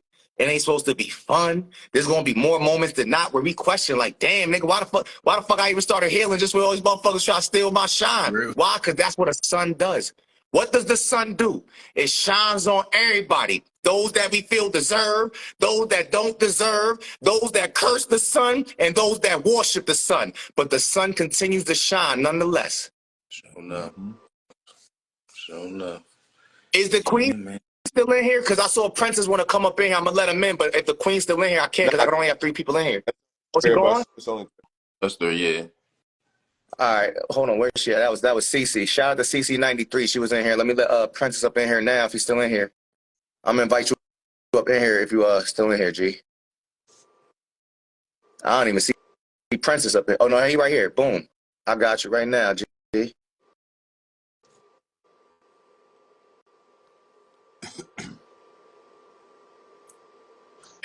Grand Peace to the Rising, God. peace to the kings. Hey man, first, rise in peace, like love, and fucking abundance. man, let me say first and foremost, bro, it's well needed information that needs to be getting out there. You know what I mean? And I tip my hat to each one of y'all, man, for the knowledge and wisdom and understanding you're bringing to the communities. You know what I mean? But in a greater sense, me, man, I love the fact that I love knowledge, right? And in the sense of me, my perspective, as I've been going for 33 years. So when I'm looking in the world, I'm looking at it with clear eyes. You know what I mean? And I'm not tainted by anything or any information that's going to come to me to see opposite of that. You see what I'm saying? So when we have been in the prison system, we come from a different perspective that the world is not ready for, because we are taught inside the prison system how to reprogram our whole thought process to deal with our coping skills. I'm just going to say create our coping skills, deal with our traumas, not to become reactionary people, hold ourselves accountable, have that deep insight about self. These are all elements and traits that we are giving inside the prison system. So when we enter back into the world and we feed this information to society, society's not really ready for it because it's too direct. You know what I mean? And that's where the young lady became very emotional and traumatized because it was too direct for her. But at the same time, she needed to hear it. So now the seed has been planted. So now she can digest the information in a better way. You know what I mean? But that direct conversation might have been the direct conversation she had with her father or had with her baby daddy that was too direct, and it almost felt like she was being bashed. I had that trauma where the trauma led to automatic defense, and then when I didn't respond to the attack that was being led at me, that's and I let it subside. A couple of days later, I got a call, and it was just like, I apologize. I was definitely living in a place of trauma, and the seed I was actually trying to drop the plant. I forced it to grow. You know what I mean? You plant the seed, put it where it needs to go, nurture it properly, and if the land is fertile, enough, it's going to receive it and it's going to grow. But if it's not, it's not always on the farmer. Right. There's a technical word for what has happened with her. It's called a flight or flight theory. She went into flight or flight theory. Either she was going to stand in her position or she was going to retreat. And she chose to mentally and spiritually and emotionally retreat and allow her triggers to take fold and then move out the way.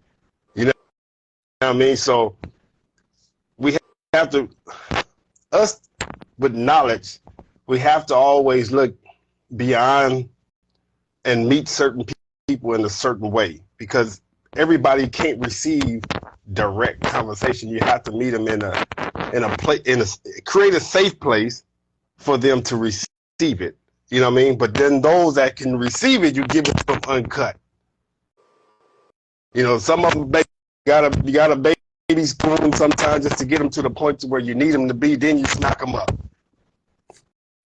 But everybody's not fit for that. Yeah, I had to learn. You know what I mean?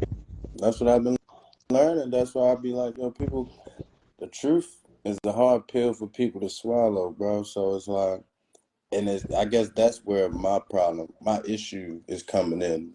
I'm too direct with my delivery. So, but like I said, it's hard to not be, because I feel like otherwise I'm sugarcoating some shit. Well, let me say this, right? You're not too direct in your conversation. You're only speaking by your life experiences. You can only speak for what your life experiences give you. Right. But this life experiences that you're given is based off of facts. It's not based off of anything else but facts. And people can't understand, how did that happen to you? Or how did you manage to cope with this? Or how did you manage to go through all this? Look, people talk to me all day like, how the hell you been in 33 years in the prison system and you're smiling? Because I am in peace with myself. My body may be locked up, but my mental is free. You see what I'm saying? Nothing, my higher power is more than anything in this world. So from me speaking my perspective from prison sense, can't nobody out delegate me. Can't nobody out talk me about prison, but someone that have yet to experience prison or have experienced prison, because he understands the environment of it. Now, I can't come in here and say, no, the world is this way. I've been gone from the world 33 years, but I have some ideal the way the laws work, the way the policy and procedure work. People confuse law from policy and procedure. The way the world operates is off of policy and procedure. It does not operate off of law. And we pull back a little bit into the child care situation. Anytime a man and a woman, have birthed a child, that is a contractual agreement under the state law. You are contracted by the state. So at any given moment, you can challenge that contract, but you first have to take your rights back. Understand your constitutional rights as a private citizen. Talk about as a private ship. Man, once you understand who you are as a private citizen, and you take your assets and your control and your chattel slave paper back that controls who you are, your FICA score, your anything and everything that associates to you, you take that back, then trademark and copyright you. That way you have the true royalties. Can't nobody use you anymore. How's your name Then, under a trust? man, Cayman Islands, private account. You can do everything under that. Like, literally, people don't understand their true rights. So when you're going up in that court, you're going in a mediations court. The court is going to mediate anything that two corporations have a problem with. It's not a natural person versus a natural person going into court to, hey, mediate this. No, it's two corporations going up in there and it's saying, who's liable? And it's always going to be the man is going to be liable because the courts is set up that way. Yeah.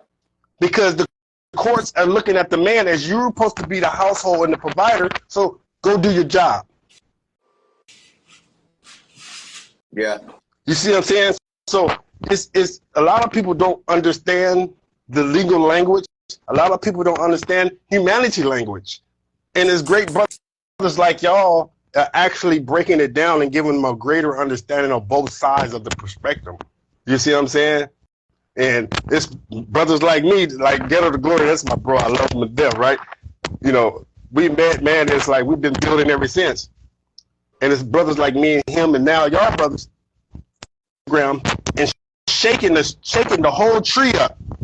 And people they can't understand, like, how are we shaking the tree up? We didn't literally change the dialogue of Instagram. If a lot of people don't realize it, it's changing. There's a lot of still fuckery on there, excuse my language, but it's changing. The narrative is changing because the information is now either you're gonna be a man or you're gonna be some little broad. Because at the end of the day, as soon as you call a woman a bitch, I'm gonna call you on your shit. Because at the end of the day, you the birth giver. So if you're a birth giver, then you are calling yourself a bitch. Because you planted the seed in her. So if I stick your mama in front of me and I call her a bitch, would it be acceptable to you? If it's not acceptable to you, then how are you calling somebody else's child the same thing I just called your mama? That's a You see what I'm saying? Then the moment that you call somebody out their name that you don't personally know, I mean, that don't know the address that, then I mean, you brought whatever on to you that you get from response from that person. For sure. But see, it goes even deeper than that. For me to look at a person and call them out their name, then I'm really looking at myself and calling myself that because I created the new understanding of me and Ghetto. We created a new understanding. How is I'm a black man looking at another black man calling him my op? How did I get to that point to look at my own flesh and blood or my own dark skin and call it an op?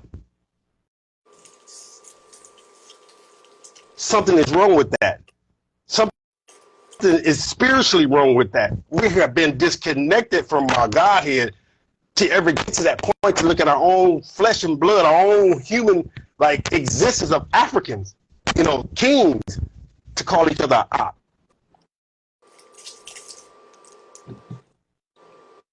So how do we fix it? Where do we go? We doing what we do. We do what we're supposed to be doing to fix it because we're put in a position and we was given the opportunity to give the tools that we needed to now fix everything that come in contact with us. And we're already healed because the Creator gonna heal us. Every time our melanin get hit with that sun, He gonna heal us. We ain't worried about it. It teaches us not to take on someone's negative energy. It teaches us to heal what it is that's coming into us. And when we heal what's coming into us, the person that's contacted us, we have gave them all the information that they was required to get and receive from that person. Because it's somebody else is going to give them the next level of the game. Monty said, what if you call them something due to their actions? Then would it be appropriate, right? Question mark. I mean, if you asking me, shit, yeah, nah, some motherfuckers is my ops. I don't give a fuck if they white, black, green, blue, and that's just based on I separate everything. It's either demonic energy or divine energy.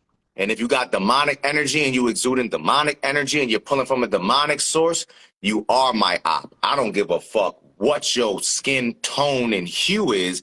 That's because I'm operating from a place of personal divinity and my connection to source and my reestablished connection to self, because we're never separated from source. But we gotta understand that some motherfuckers have a different source code than ours. This is just the fucked up world we in. And if you're looking at motherfuckers that's doing harm to children, I would never think that they source code is in contact with mine. No fucking way, no shape, no how, no form. And if a motherfucker sitting there, we got niggas right now in real time torturing women day in and day out, transporting them in these underground tunnels, taking them into the sex trade and slave. So I ain't gonna lie, I got ops. But it's not my brother because of some predefined sentiment that, oh, if you from this side of town or if you claim this, that don't make you my op. But again, if you are op based on your fucking chosen position on the board, then I will always address that motherfucker as such. But it has nothing to do with hue, for me, with the hue of a person's skin. It has to do with the energy that they exude and the energies that they pull from, consciously and or unconsciously. Because I ain't here to heal nobody that hurt children. I ain't here to help them. I ain't here to teach them. I ain't here to reach them. But God knows if you put me in a room with them, I'm here to beat them within an inch of a motherfucker. And I did 3 up north. So that's something that I don't give a fuck what locked up, leave me in the free. Them niggas gotta go. They gotta go. They gotta go. And from my perspective, I agree with every last one of them things you have just said. From inside the prison system, you come in here with that crap, you are not going to leave out of here with that crap, because you'll never touch another kid in your life, right? So I agree with you on that. But you know, in understanding, you know, even going back to a little deeper than that, right? Yeah. I agree with you on the op thing. Touch kids, hit them in the eye, man, that's off limits, off the top, right? But when we go back and look at, because people hold on to 2 different things, thinking process. We are slaves. We're not slaves. Our descendants are slaves. Our ancestors were slaves. We are impoverished neighborhood slaves. We're enslaved. Listen to what I'm saying. It's 2 separations of slavery. Our ancestors were slaves. They went through the slave trade. They went through the whole hardship of understanding and the trauma of it. Our great-grandmas and all the grandmas. They went through chattel slavery, right? Yes. We were sold 10 cents to $1 to the United States, so we still slaves, right? But when we was born in these impoverished neighborhoods, that's where our slavery began. Because the mental conditions of a child begin in that point, not from slaves. Now, when you put that information in that child head that your grandma was a slave, now that's seeds that's been planted. But he's not a slave. He is a pimp, prostitute, dope selling slave of that community. Until he sees something opposite of that, that's what he knows as education. See what I'm saying? So now our ego, our pride makes our emotions become a reactionary part. We're never taught how to cope. We're never taught how to delegate with any woman or man or anybody. So we're going to be a reactionary person. Yeah. So without coping skills, how do we deal with our emotions? We can't, because we don't know how to identify them. We're missing the tools. Missing the tools. Had no insight about self. And when you look in that mirror and you get to now examining self, you're going to become so emotional involved, you're going to run away from yourself. It's going to go in that flight or flight theory. You're going to run from yourself because you're scared of what you have made. Now you're afraid of what you have now have to come in contact with. And that's change, accountability, respect, putting value back in yourself. Fear of the unknown. Just Dream Whitney 210. Can I give a female perspective as a black woman? I like this convo. You are more than welcome to come up. The Instagram don't let me have more than 3 people in, so somebody will have to drop down. Go ahead. I'll be there for a minute. God, I appreciate you. You already know the vibes. Definitely. I'm always available. I appreciate the bell. Yes. All right, King. Love your soul, God. Love y'all. Peace. Yeah, I want to tell you too, bro. Whenever you deal with the youth, you can DM me. I follow you too. You can DM me anytime, bro. I'll give them this prison perspective. You know what I mean? Because